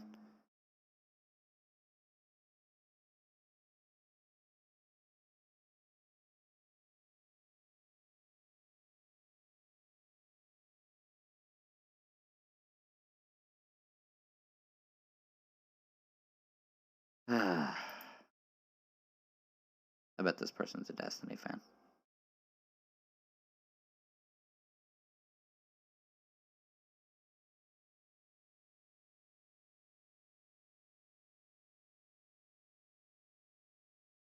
That's right. I am Pog. Femboy Music Theory, Sat, and Epic Sauce all follow me. Because Epic Sauce is Femboy, but yeah. And then on the homepage, actually, let's just go to my profile.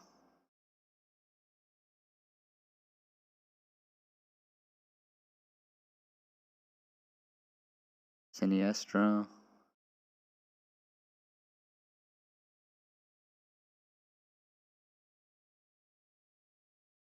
I don't know who this is, but I'm actually unfollowing. People follow me, I usually click follow. Not that one. A little bit. Oh, Charlie for Congress.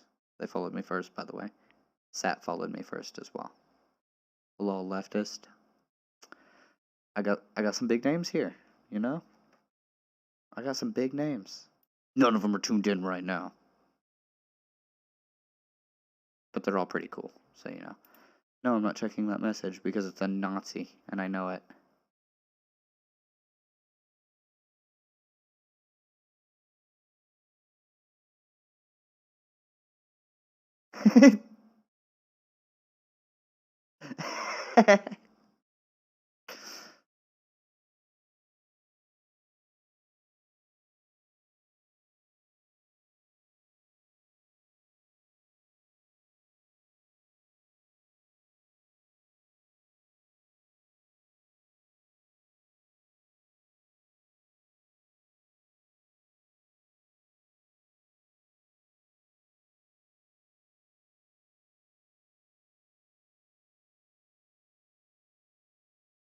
Wow.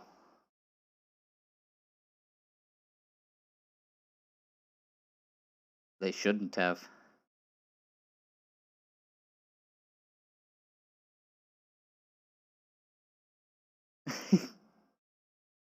Yes, it was a good one.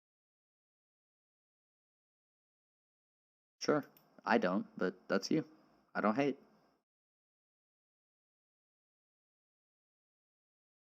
Oh, fuck you, Biden.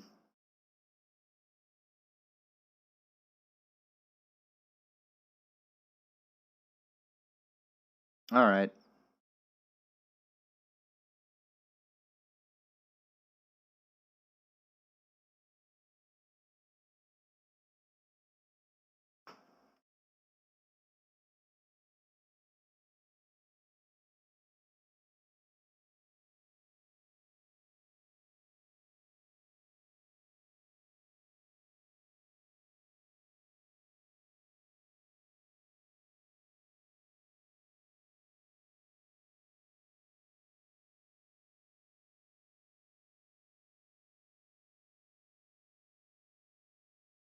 Yeah, no. Japanese Red Army. Alright.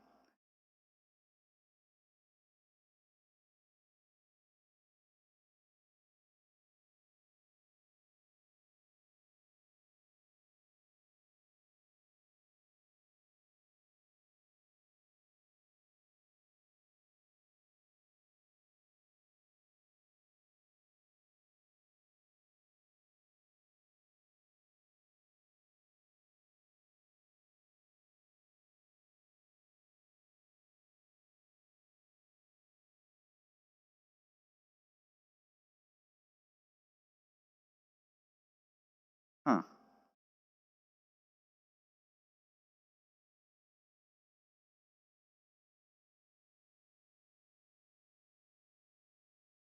Onsekigun. Japanese Red Army. Yep. Makes sense.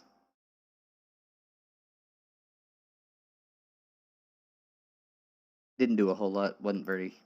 Okay. Seems bad. Wow, it's already been 2 hours. I going to take a break. Okay? After that, audio bitrate is low, so I can't really... It doesn't seem to want to... Let me... Yeah, see, the sound comes through, but I'm going to take a break. 5, maybe 10 minutes. And then when we get back, I'm going to figure something out. Playing games in React Andy is probably not necessarily the best way.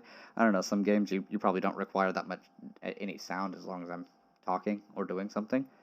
But I don't have any games that would really be good for that, I guess, except Dragon Ball FighterZ or Soul Calibur 6.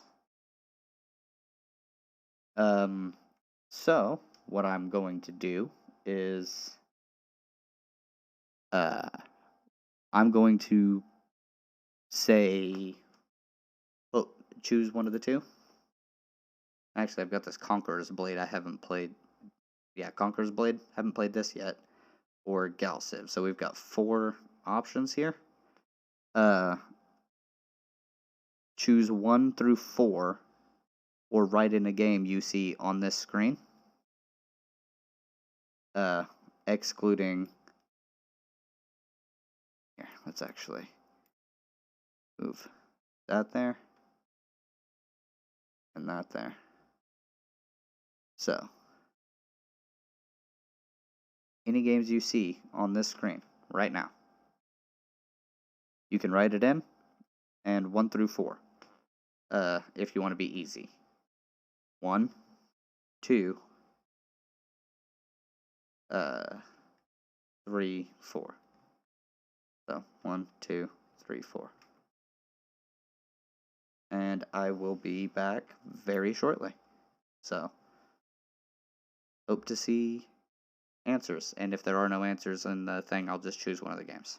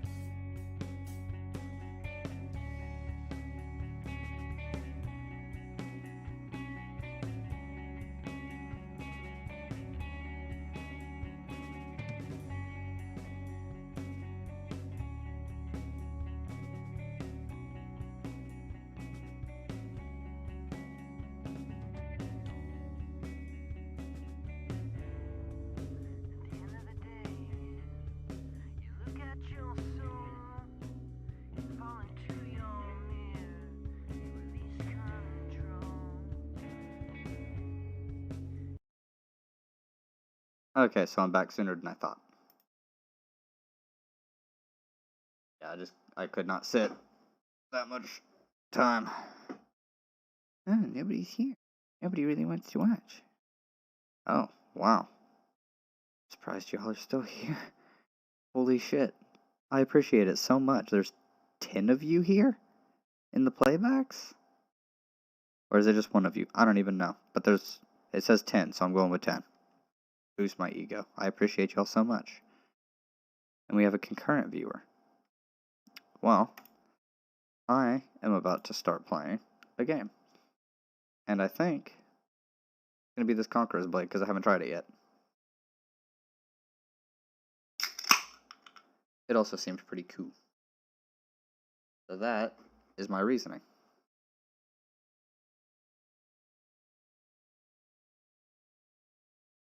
It's dark in here.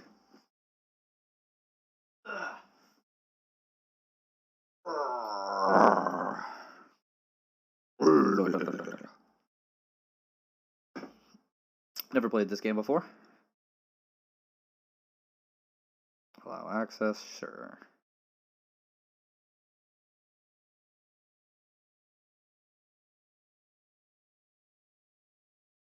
Aww. What? I downloaded this already. I downloaded the whole game. Sure.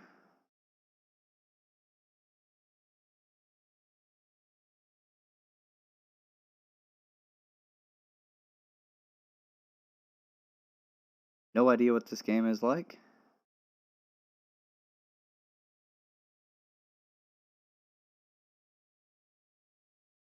No idea what this game is for. But it might be lame. You know what? Actually, this game, download in the background. Because it hasn't downloaded, apparently.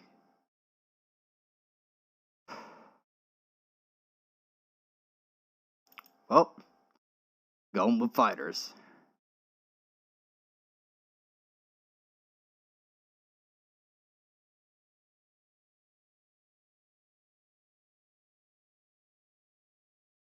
The game's probably... That was loud.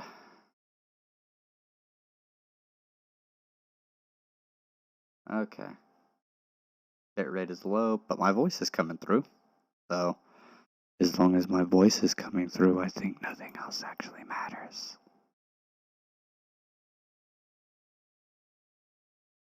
Yeah, playing Outriders, cool. That game is fun, but I don't think it's going to do well. With me streaming. I think it'll play poorly. Meanwhile, fighters, not so much.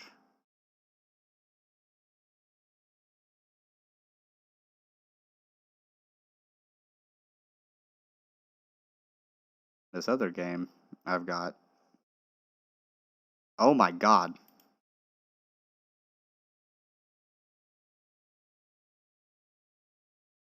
Can you not? Oh no. You can't. You can't. No. Okay. I can't play it. I don't have a controller now. I gave it away. Fuck. Thought you could play this with mouse and keyboard. Alright, Soul Calibur. Let's go.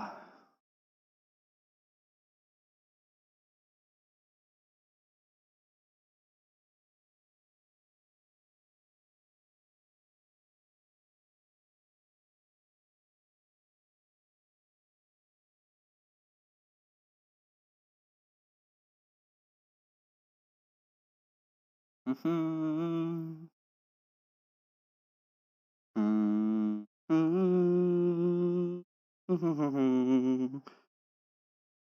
I've always loved the Soul Calibur games. They're pretty fun. Just to me. I don't know. Not everybody likes them, and that's fine. I understand this. Da da da da da da.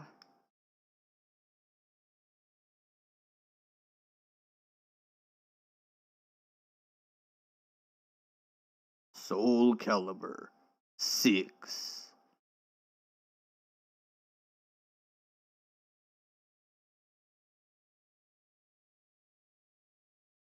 Don't remember the controls at all.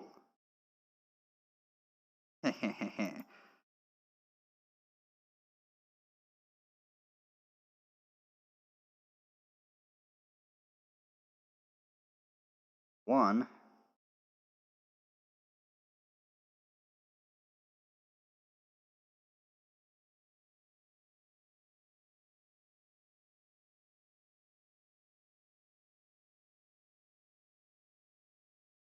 Okay. Do that. Player 1 keyboard settings.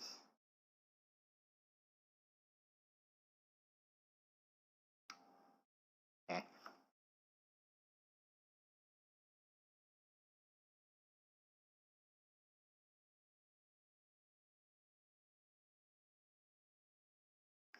Let's continue on with Aurora, my ultimate warrior!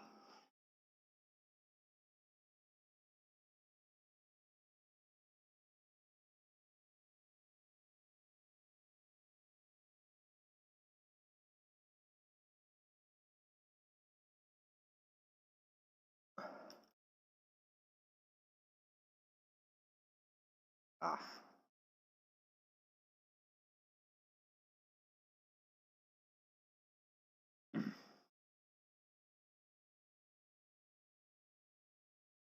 This game is going to be so much harder this way.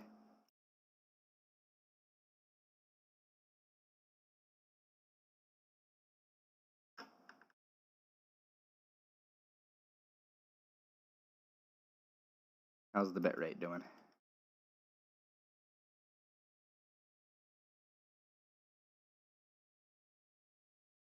Health, audio bitrate, but the video's coming through fine? Okay. That's cool. Let's see what's going on here. I woke up with a splitting headache, the remnants of the nightmare flickering through my mind. What's up? You were calling out in your sleep. Here, drink up! I thanked Maxie and told him it was nothing. My headache had subsided, but I wasn't going to be getting any more sleep. Grr. Hold on.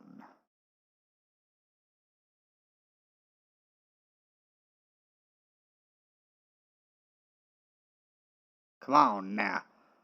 Let's go.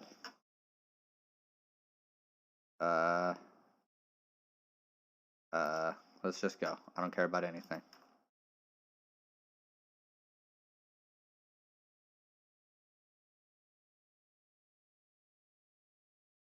Da-da-da-da-da.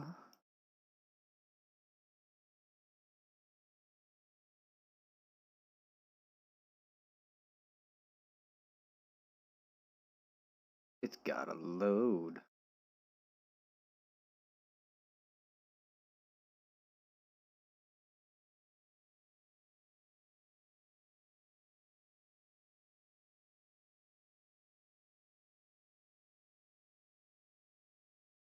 Get fucked.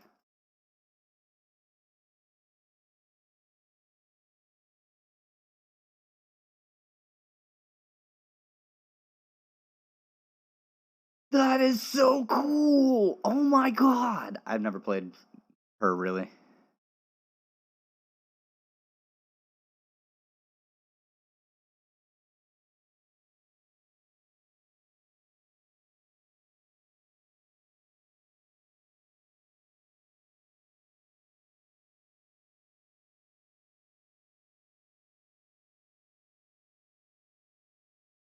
Come on. You.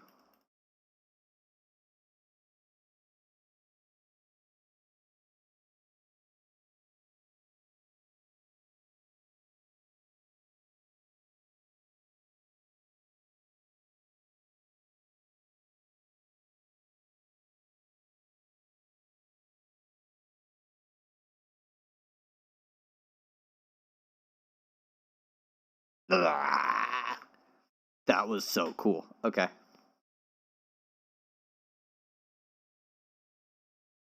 That was hella cool. You can't even lie.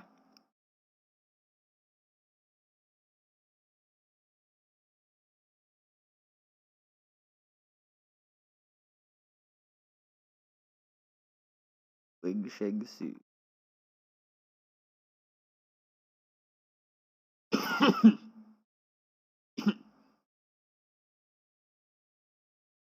Yeah, sure. Whatever.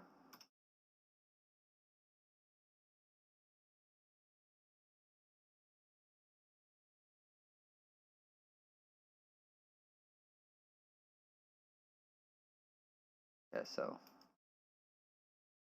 I is Y U X.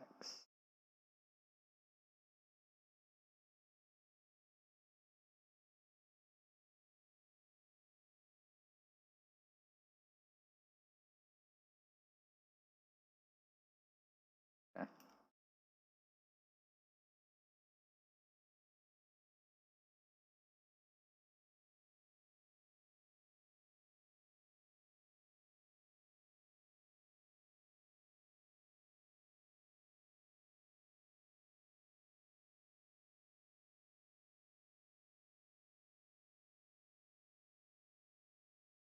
Okay.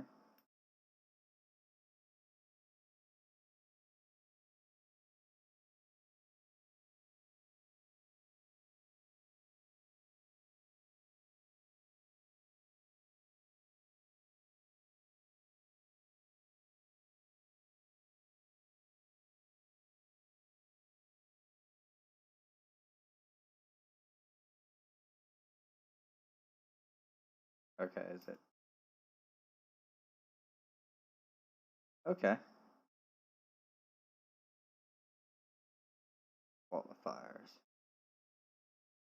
Gang about saving humanity. So, we've got a random gang who's trying to save humanity here, right? But that's what we're trying to do. We're trying to save humanity.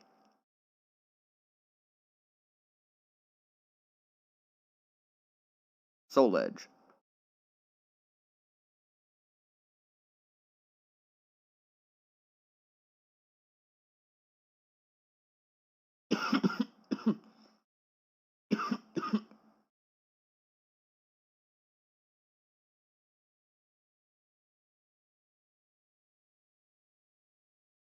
Ruffins are trying to kill him.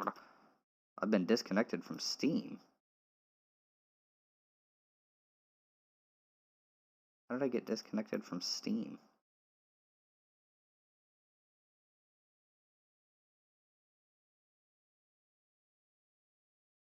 Okay. I don't know.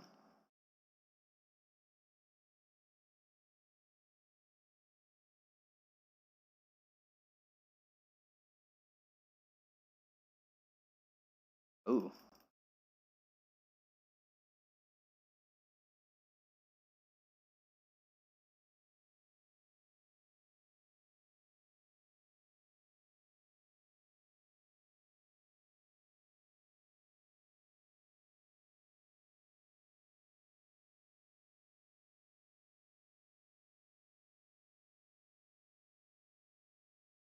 What was that? That was awesome. That was so cool.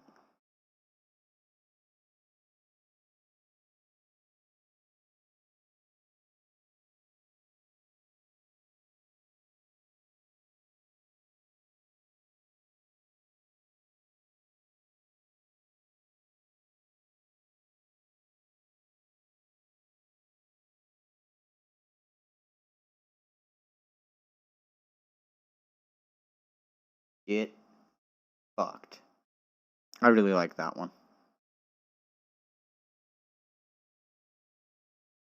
Yeah, I'm strong, okay?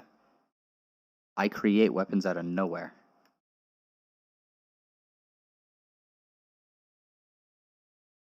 Next time we meet, you won't escape my blade!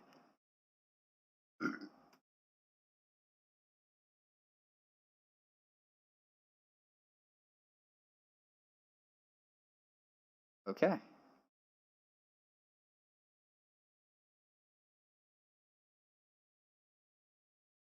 Both weapons you've gathered, access weapon list in the player menu. Level restrictions, huh?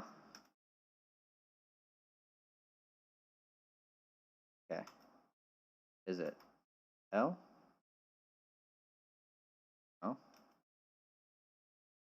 N Y G.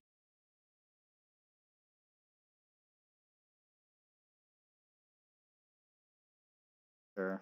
E B C.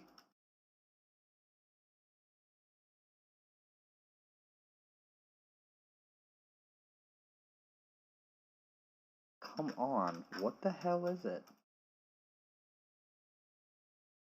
Is it just escape? Is that all it is? Oh, that's what I want. I want the player menu.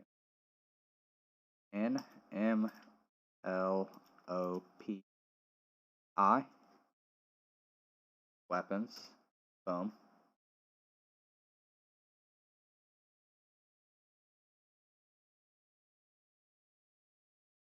Oh.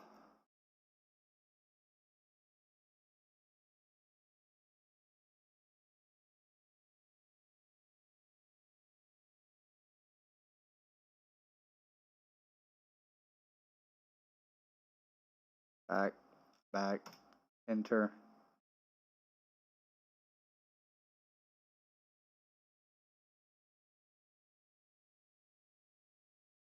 That ain't just any hole. That ain't just any hole, brother. Rumors about monsters are appearing to be true. Rah! Rah! Rah!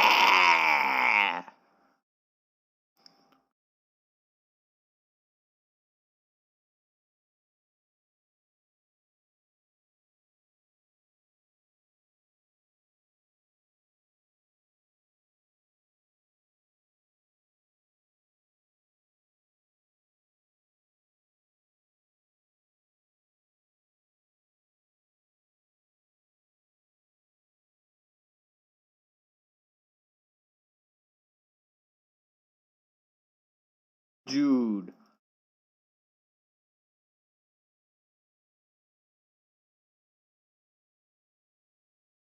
Gomu Gomu no elephant gun.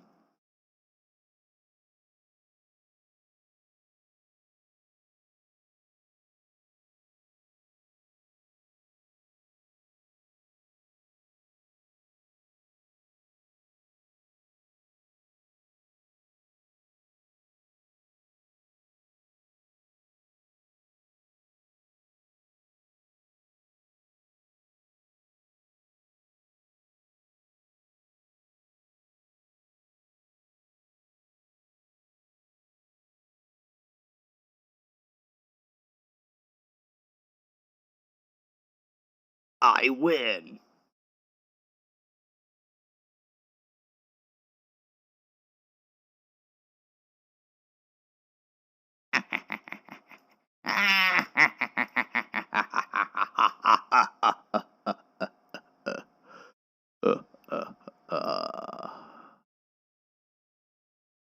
What about this hole? Let's see. This hole is made for me to be able to break through the illusions that all humanity.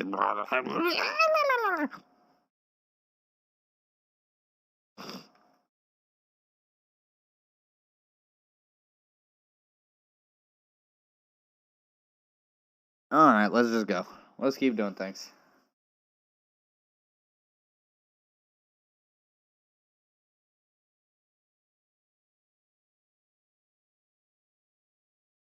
The Man in Black! The Astro Fissure is gone, and I think I spy the culprit. What happened here? I don't know. However, something feels off. It may be something in their possession. We must deal with this at once.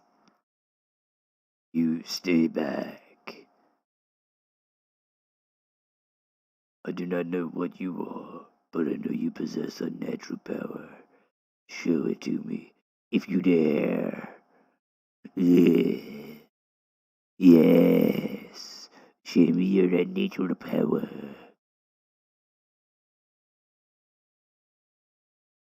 To which I say, hey, stop it. You're not allowed.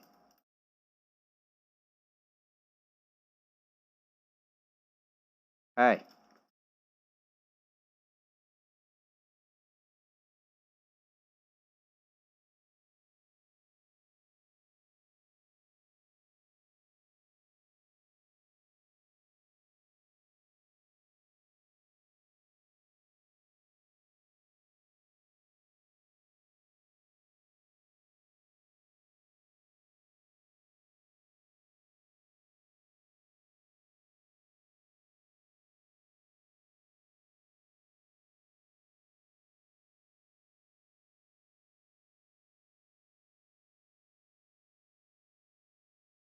Woo!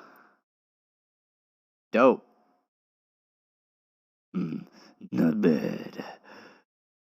The man relaxed his hands, put his leg covering his star. Are you certain?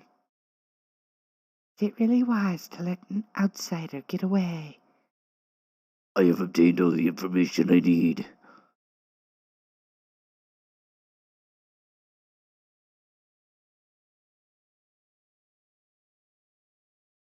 Hey, what's going on? Fall back. Sir. Sir! Maxie ran over and stared hard at me before speaking. You okay? What was their deal? And what was that weird get-up? Howran returned, and he also realized something was wrong.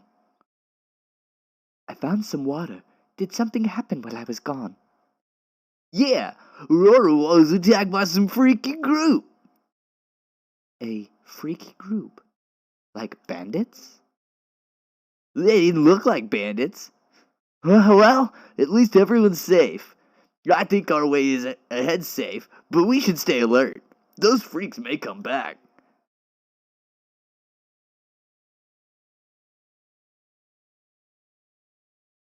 Oh, yeah. Astral fissure. Back in. Spirit scales! Killing the spirit. Ooh. Forgive me, but this is where I must take my leave. Where are you off in such a rush? I have heard rumors of strange happenings in my hometown of Yangguang. My brother is still there, and I worry for his safety. That's too bad, but I get it. It's been short, but a whole lot of fun. Take care. A safe journey to you as well. Farewell. With a bright smile and a small bow, Howron left. Aurora, I have to report to my employer. You go and wait by my ship. Head to the docks. You can't miss it. I'll give you your cut of the reward there. See ya.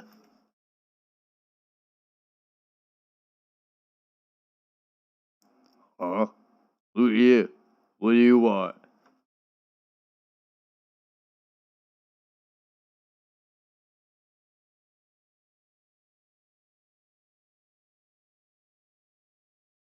What's going on? Oh, hey, Kim. This weirdo just turned up. Says she's got business with Maxie. That's so. Guess that means Maxie trusts her. Looks that way. If the captain likes you, you must be pretty tough. So how about you show us how tough? Alright, fine, I'll kick your ass. Doesn't matter. I've been doing all the legwork this entire fucking time anyways. Maxie just been sitting in the fucking back.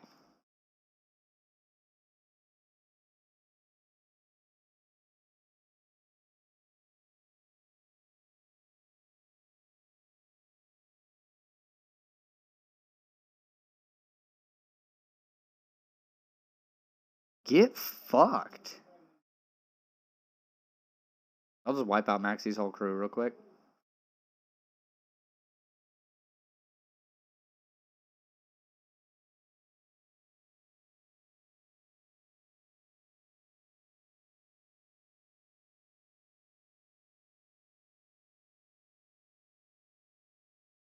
Get fucking ruined!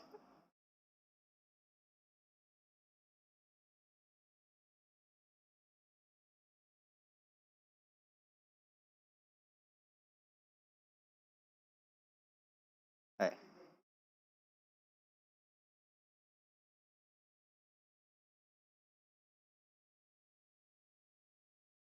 Ow. That hurt. That's a solid ass reversal.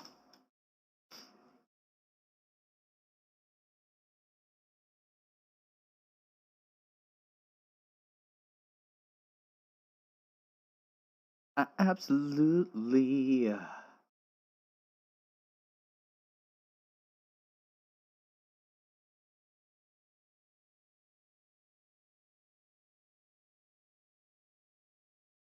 That was a fine show, matey.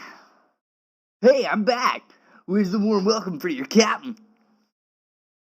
Welcome back, brother. Yeah, that's all worried. What's the story with this landlubber? This crew is my savior. We gotta thank Aurora here for helping make sure our employer's happy. What did I say about looking before you leap, Maxie? Remember what happened last time? Oh, quit your belly aching. It all worked out in the end, didn't it? Harsh words aside, Kiam didn't really seem angry. He must be used to Maxie's flights of fancy by now. So, my crew's my family. They look rough, but they're a good bunch. You said you were looking for a thing. Astral fissure? As a man of my word, I'll help you. There you go again, leaping before you go looking. So what's this astral fissure business anyway? I'll tell you once everyone's here. I need the whole crew on board with this. Here's your share of the bounty, by the way.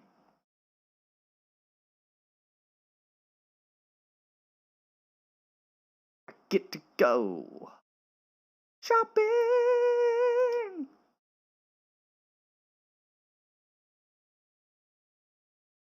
Escape is the close. I can go on guard duty. Weapons.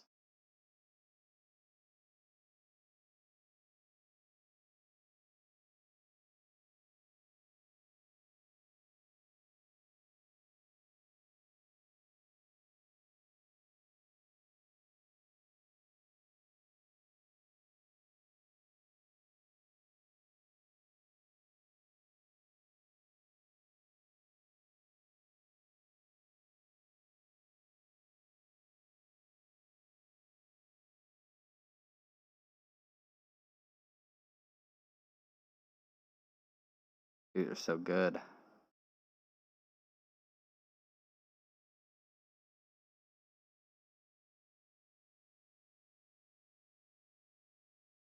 Another one of my favorite characters to play. Might as well. And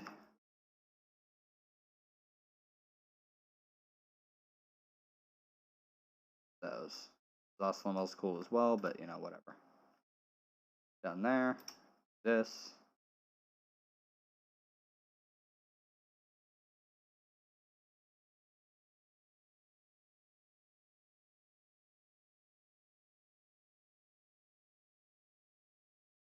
Don't care, let's go.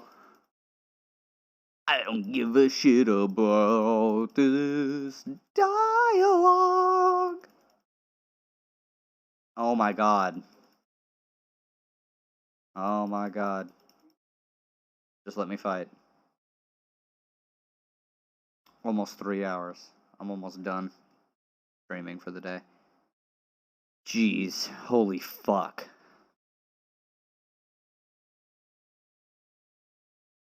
Ow, he is fast.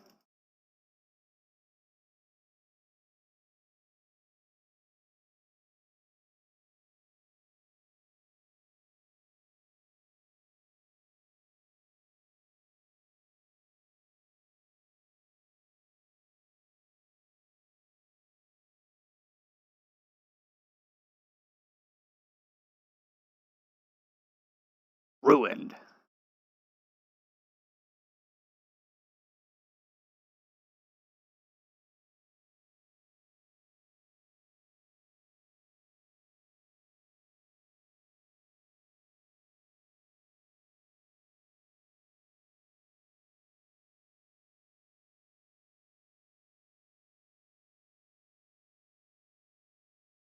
Oh.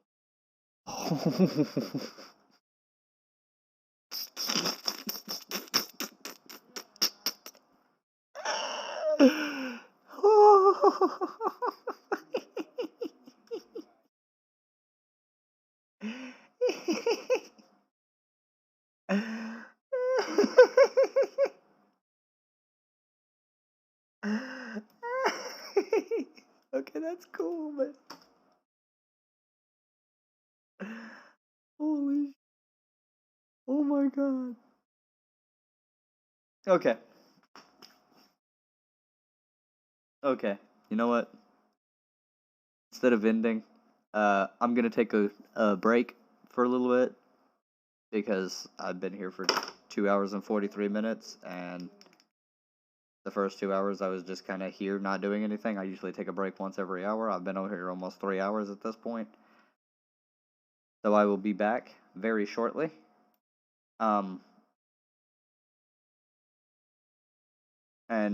Yeah, so I'll be back in about 3 to 5 minutes or so. Let's just go ahead and do this over here. We can mute that, and then, yeah. So, again, I will be right back. Enjoy. Uh, yeah.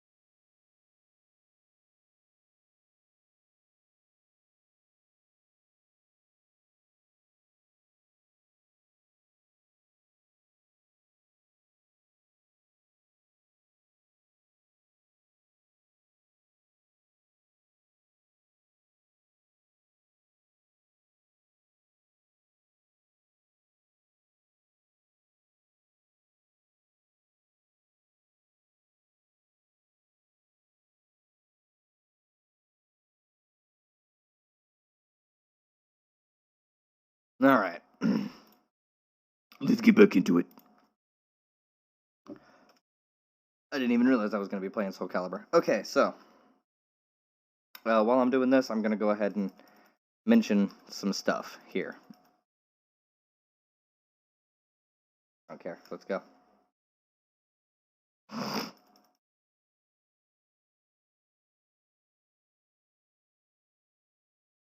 So, yeah, I know I put a little bit of clickbait in the title with mentioning Jimmy Dore, and he is an online leftist, so he says. I personally think he's part of the Nazball vortex, quote unquote. As in, he is someone who, instead of... Yeah, what's going on here?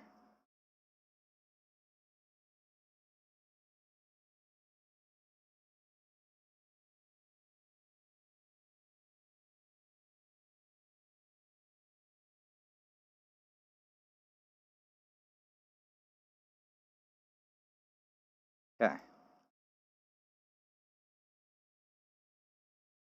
Do want to...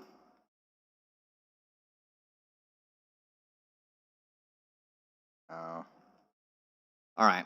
I do want to say that Jimmy Dore is somebody who I think is just anti-America populism. Like, he doesn't like the American government. I have really got to minimize this fucking game. But I can't. God damn it. Yes. Exit the current mode because I need to turn down the damn volume.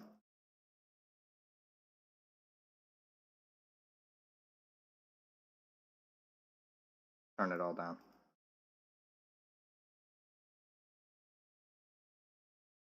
There. There. I just can't. Not with the... No.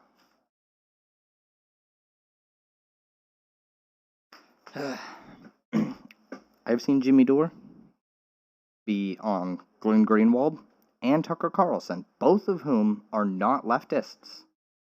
Like, Glenn Greenwald fell super fucking fast and super hard.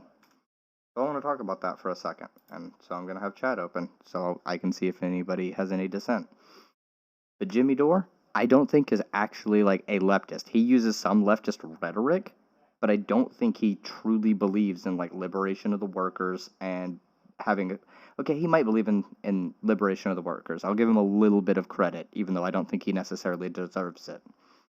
I think he believes a little bit in the liberation of workers, but he has really, really dumb ideas about how to go about things like this. You know? So I'm not really that surprised that people gravitate towards him because he has simple brain solutions and people want simple solutions instead of complex, pragmatic ones. They look at a pragmatic solution and you have to explain why you think it'll work and blah, blah, blah, blah, as opposed to just, hold your vote for speaker so we can get Medicare for all. Duh. Yeah, that's it. Like, there's not nuance. It's not in depth. There's issues that I see with the Jimmy Dore strategies. So maybe I'll give him some credit. He believes in some leftist ideals, like the goals of leftism, at least some of them. But he can't differentiate between people taking the aesthetic of leftism to push for not leftism. They just take populism and push it towards, not good left-wing socialist stuff, but towards more like right-wing fascist stuff. Because right-wing populism is fascism. But I think if he was exposed to people who actually have nuanced arguments and no pragmatic solutions, or at least have some more pragmatic solutions, he might start to change his tune a little bit. But he's so loud, insecure, doesn't actually like listen to people as they're coming in with debate. is screaming over people all the time. Like, he screams at people who are trying to talk to him. It's like, yeah, no, I think that's not necessarily a smart, pragmatic solution, and they're getting some policy concessions. Fuck you! Fuck you and your concessions! And it's like, dude, you don't have to, no. Don't you fucking yell at me like that. Like, seriously, you need to stop that shit right now.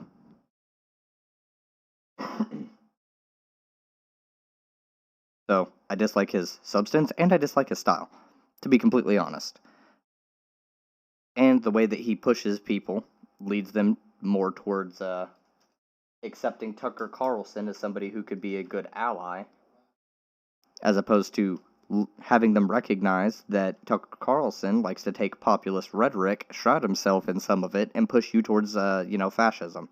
He doesn't make that distinction, because Tucker says, oh yeah, I don't like the big corporations that are controlling everything right now. I don't like that the big corporations are doing that. And people like Jimmy Dore, and in some regards Kyle Kalinske, go, that's so, he's so populist based. We can work with him. We can work with him. And you go, okay, so you recognize the problem. What are the solutions? You can't work with him on solutions, because your solutions will never coincide. Not in any positive way that would help workers. Because that's not what Tucker Carlson actually wants. If you listen to him for any length of time, you would know that that's not what he actually wants. And there are other leftists along the Jimmy Dore line, not to really name Breonna Joy Gray names, but Breonna Joy Gray, Shoe on Head, Kyle Kalinske, as I said, Brian Knight, all of these kinds of people, they all have different issues that run along the same vein, and it's shrouding themselves in populism for different methods or reasons. Jimmy and Breonna Joy Gray, very similar in those regards. Breonna Joy Gray gives a massive fuck about people. So, I try not to focus on her, like, at all. Generally, like, I know she's a big voice and stuff, and big voices need to be criticized, but her heart is in the right place overall. She wants to help people, especially marginalized people. I get that. That doesn't mean that all of the ideas that you push are smart and effective, and quite a few of them, from what I've seen on Twitter and hear, I do occasionally listen to the Bad Faith podcast, what I hear coming from her is not smart policy-wise. It's not smart on the ground tactics. In some instances, she can nail it, but most of what I hear, most of what I see on like Twitter and shit is just bad. Bad policy, bad advocacy, just not good. So, my criticisms are for Breonna specifically. I love the fire and the fury and the passion that you come with. I would like to be able to speak with you about some methods, strategies, tactics, ways to advocate that I personally think would be more effective, and that you, with your large platform, being well known and being as good-hearted as you are, could probably A, push very effectively, and B, would see the benefit in. Like, I really do think that there are some ways that you could approach pushing for things like Medicare for all and a higher minimum wage that are smarter than what I've seen you do, that would vibe with you, and that you, as someone with a massive platform, could really easily convince a lot of people and get actual leverage done.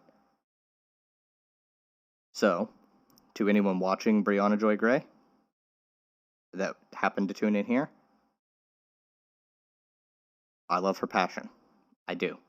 I would like to be able to speak with her, whether publicly or privately, about ways to improve advocacy on my end and on hers. I'm not like some advocacy guru or whatever, but as far as like rhetoric, strategies, shit like that, I think that we could both come to a better understanding of each other, as well as a better way to move forward on both ends. Maybe her rhetorical strategy is most effective for her, but maybe it's just like policies and shit that we could come to a more mutual understanding on, like how to push for them or what to push for. So I will just say, to end the Brianna Joy Gray bit of this, I think overall you could be doing better work than you're doing now. But I do love the fire and the passion that you bring forth. It's crucial. Keep up the work. But maybe we could work together on changing tactic. Maybe not your rhetorical strategies. Don't dull your fire and fury. We need that. We need everyone to be impassioned, engaged, just pushing. But a good faith discussion on tactics and policy would be my preferred there. So that's it for Brianna. As for Jimmy, I don't know if there's a whole lot of hope for Jimmy because he's too narcissistic to fucking listen to anyone. Like, if I were to talk to Jimmy, especially in a public setting, he would just be screaming. And I don't take kindly to that. So my responses would be, Jimmy Dore, you need to shut the fuck up and listen to people because you're honestly one of the most critically brain-dead morons I've seen advocating on the left. You do more to push people into Tucker Carlson's positions than you do to push people into actual leftist socialist positions. I see the people that follow you. I've heard their defenses. I also see the kind of tactics they engage in with people who criticize you. Because I criticize you. They've tried to dox me. They failed. Because I am smarter than that. But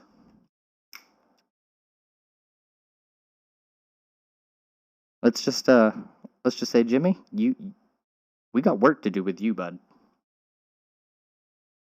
Kyle, I have a lot of gratitude towards him. All right, because he really did help me move to the left. The first step was being introduced to the Young Turks, which I know it's the Young Turks. They're fucking liberal, but from where I was, kind of center right, not like hatred of black people or anything, but economic policy. I thought, oh hey, we should probably be like fiscally conservative on here, and then with like, I didn't understand trans people, so I was kind of a little bit reactionary there, but at the same time I was questioning my own sexuality, so I had some internal shit to deal with, and it was all bad. It was a bad time in my life. Okay, not great. And getting introduced to TYT moved me gradually more to the left, coming over to hang out with some of my friends, and having some of my own personal experiences as well, learning more, attending even one semester of community college, did some work on that, and then I also got introduced to Kyle, probably around late 2014, early 2015, I think. And Kyle kind of put the populist note into me a bit and started moving me more left. And, eventually it turned into finding Hassan and Vosh. And I found Bad Empanada but I didn't like his style. And I found Thought Slime but didn't like his style. And I found, I should say their style. And then I found Abigail Thorne. And her style and delivery and all of that was just wonderful. And I found H Bomber Guy, who that right there, just that essentially broke me into full-on lefty. H Bomber Guy is really the one who broke me into full-on lefty. The climate denial, along with a few other videos. And Sean also did some good work. I actually found H Bomber Guy and Sean before I found Vosh, and that. So I've got a lot of people to thank, but Kyle's really the big catalyst to push me. Kyle actually introduced me to Sam Cedar, who is another big catalyst, and I watch Sam Cedar a lot to this day. I don't watch nearly as much Kyle and stuff like that. But Kyle also has the populist brain, where he hears something from Tucker like, "Oh, I don't like the big corporations, and I think that they're doing a bad job at a bad thing for America, the way that they're running right now." But he doesn't hear the underlying shit, which is he's talking about like Twitter and people who supported like Black Lives Matter, which was part of the overall segment he was doing. Kyle doesn't tie that together. He hears the criticism and immediately is like, "Oh, Tucker's saying something based." So, no, Kyle, of course, Kyle likes Crystal Ball, who enables Sauger, and that's a thing. I think I've watched a decent amount of Kyle and Crystal. Not Kyle and Crystal, sorry. The Rising with Sauger and Crystal. And the more I listened, the more I was like, she really doesn't push back that much on him. Like, she does have some. There's some episodes where she really does have some disagreements with him. But, come on. So Kyle, I think, does a little bit of a disservice to leftism doing the things that he does in that regard. But overall, I think he's pretty good force for the left. So Kyle gets a lot of leniency from me, but there are times that I'm going to have to criticize him, such as, giving a pass to like Tucker and Sauger and shit with some of the takes that they have. The populist brain kind of overlooks some things whenever the key words are said. This happens with a lot of ideologies, but the populist brain will overlook, a broader segment whenever somebody says, "I think large corporations are doing bad things."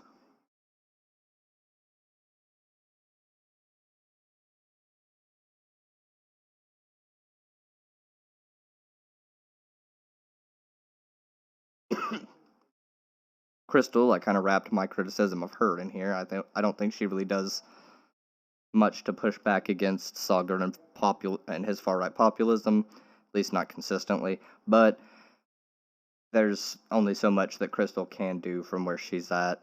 I mean, she could lose her job, and then they just replace her with somebody that's actually empty-headed, like somebody who will not push back. They'll claim to be a populist lefty, but they'll be like, "Yeah, I agree that corporations are bad.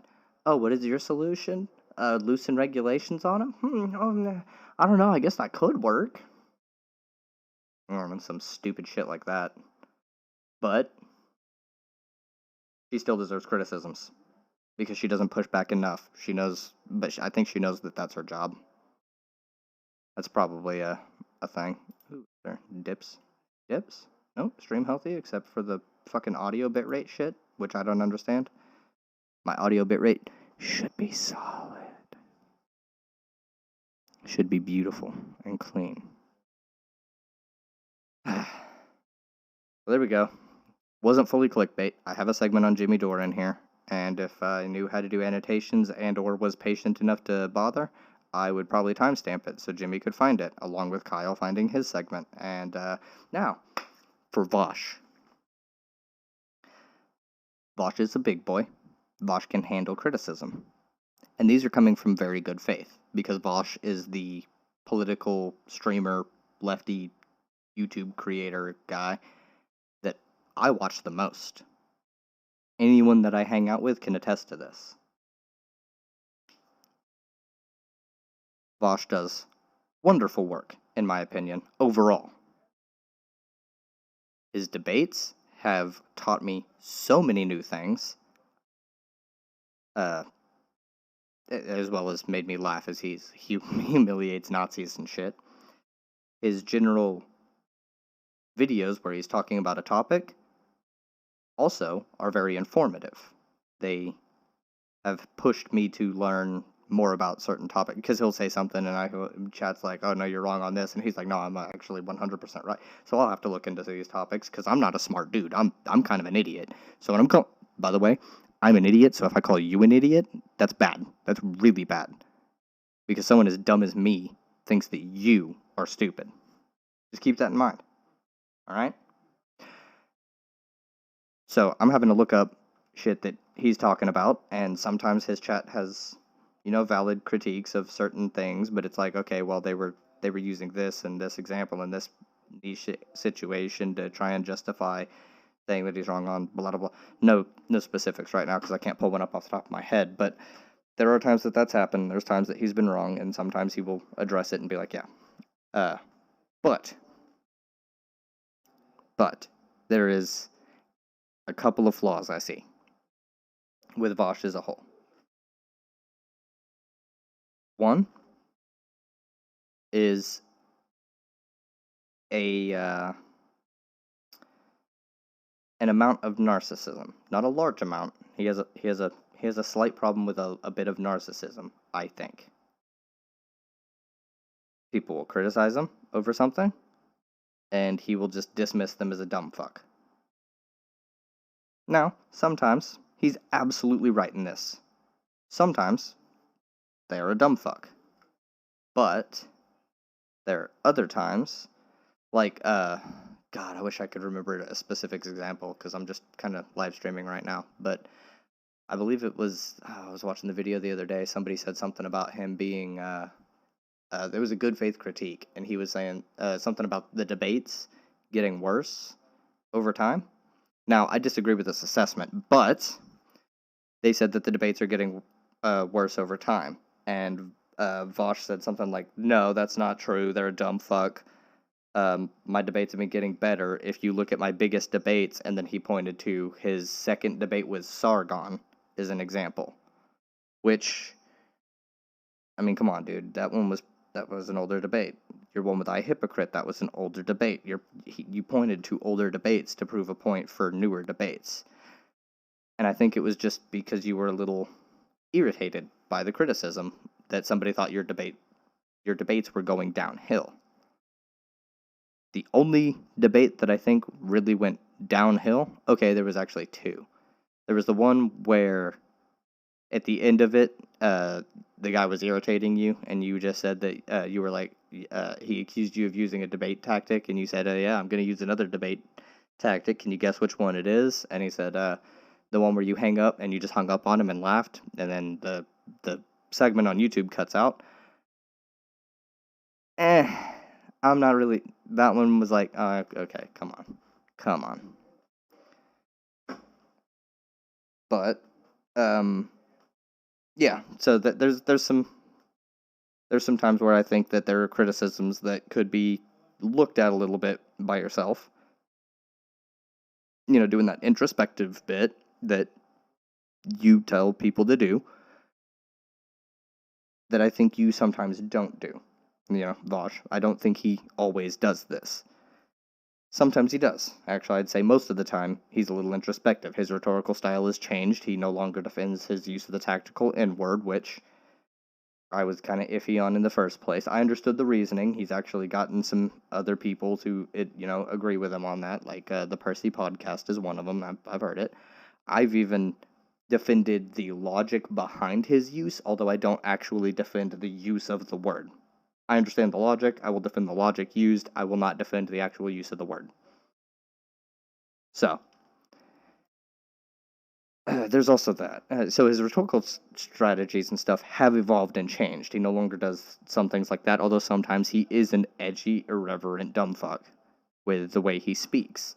Oh, one of the criticism when he was talking about was it Michaela Bryant, the 16-year-old girl who got shot by the cop? The way he phrased going about that with the please don't make this girl the next hinge of the next civil rights push, please wait for another one. There'll be a way worse one in like 24 hours or a couple of days or what. The way he phrased that was just bad. That was so fucking insensitive. Like, it really was. I was very upset with that one, because I'm like, dude. Like, I understand the point you're making, but come on, that one was really bad. And he didn't take that criticism very well. He's like, no, I'm objectively right here. I mean, the point you're making is correct. The wording is very insensitive, and that's what's being criticized. So please address that. Please. Like, for your community's sake. I do a lot of defending of Vosh online. I do, like, a lot. Because as a Vosh fan, I get told that I'm going to be murdered in the socialist revolution. Almost daily, really. And so, I don't want them to have, like, these kinds of justifications. Not that I would agree with them regardless, because I know the context and stuff, but as the guy who talks about being, rhetorically effective and having good optics, that one was piss poor. Alright? So, as somebody who is a gigantic Vosh fan, that was probably one of the worst, more recent things that he has said rhetorically. The way he phrased that was so bad. Just downright awful. He could have gone about that much better. So, as somebody who is going to hold content creators' feet to the fire, even ones I like, I want him to come out and apologize for that one and admit that he could have phrased it way better. I mean, he's admitted that his, like, CP analogy for, like, capitalism, commodities being produced, harming children, shit like that, that whole analogy, he's admitted that that one was actually, like, optically bad, but logically consistent, which is true. It is logically consistent and optically bad. He can admit that one. He needs to come out and apologize for the wording of that one, admit that logically consistent, it's morally, like, not morally, it's rhetorically bad. It's optically bad. The way that was phrased, the way that comes across, the way it looks, it was just not good. It was super bad. So, he should come out, apologize for it, and try and rephrase. I know that he's already explained the logic of why he's saying, but no, that, unless he's already apologized and I missed that one. But if he hasn't, he needs to, because that one was so fucking bad. Pretty sure he lost a lot of subscribers. I think he lost like 1,000 subscribers for that one. Which, I understand. Now, I'm not one to immediately drop somebody for something like that, but especially if I can parse the argument easy, which, again, I'm stupid. Y'all should be able to do that. If you watch me for information, then you should be looking to learn how to parse these kinds of things. Because that's not what I'm here to teach you. I'm here to mostly talk and give my ideas and do that. And if people want to have, like, a discussion, not a debate, I don't want to get into this fucking screaming, or rather people screaming at me, because I will not scream back over you. I will yell one time at you, and then you will be muted while I berate you. And that's most of it, actually. So, I mean, if people want to have a discussion, because I'm willing to talk about the ideas. Does it sound like liberal civility politics? A little bit. I don't like being screamed at. Not my thing. I dealt with it enough growing up. It physically angers me. So, to avoid that, we do the nice, calm discussion thing. We can go back and forth. We can have a good talk. I might raise my voice. I may, okay, I get this one. If I get excited, I will occasionally sound angry, but I'm not. I'll be excited. I'll let you know if I'm angry. But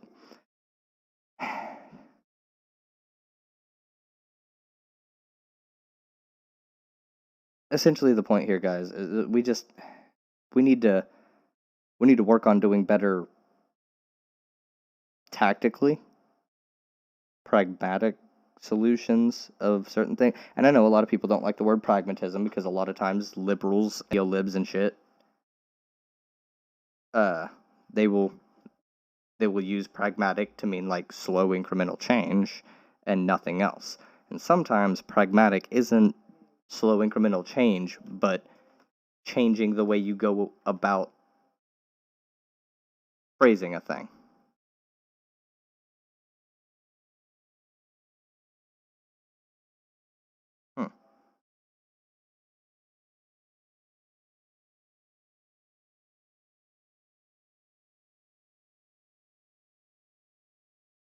Okay, apparently Streamlabs is taking a shit.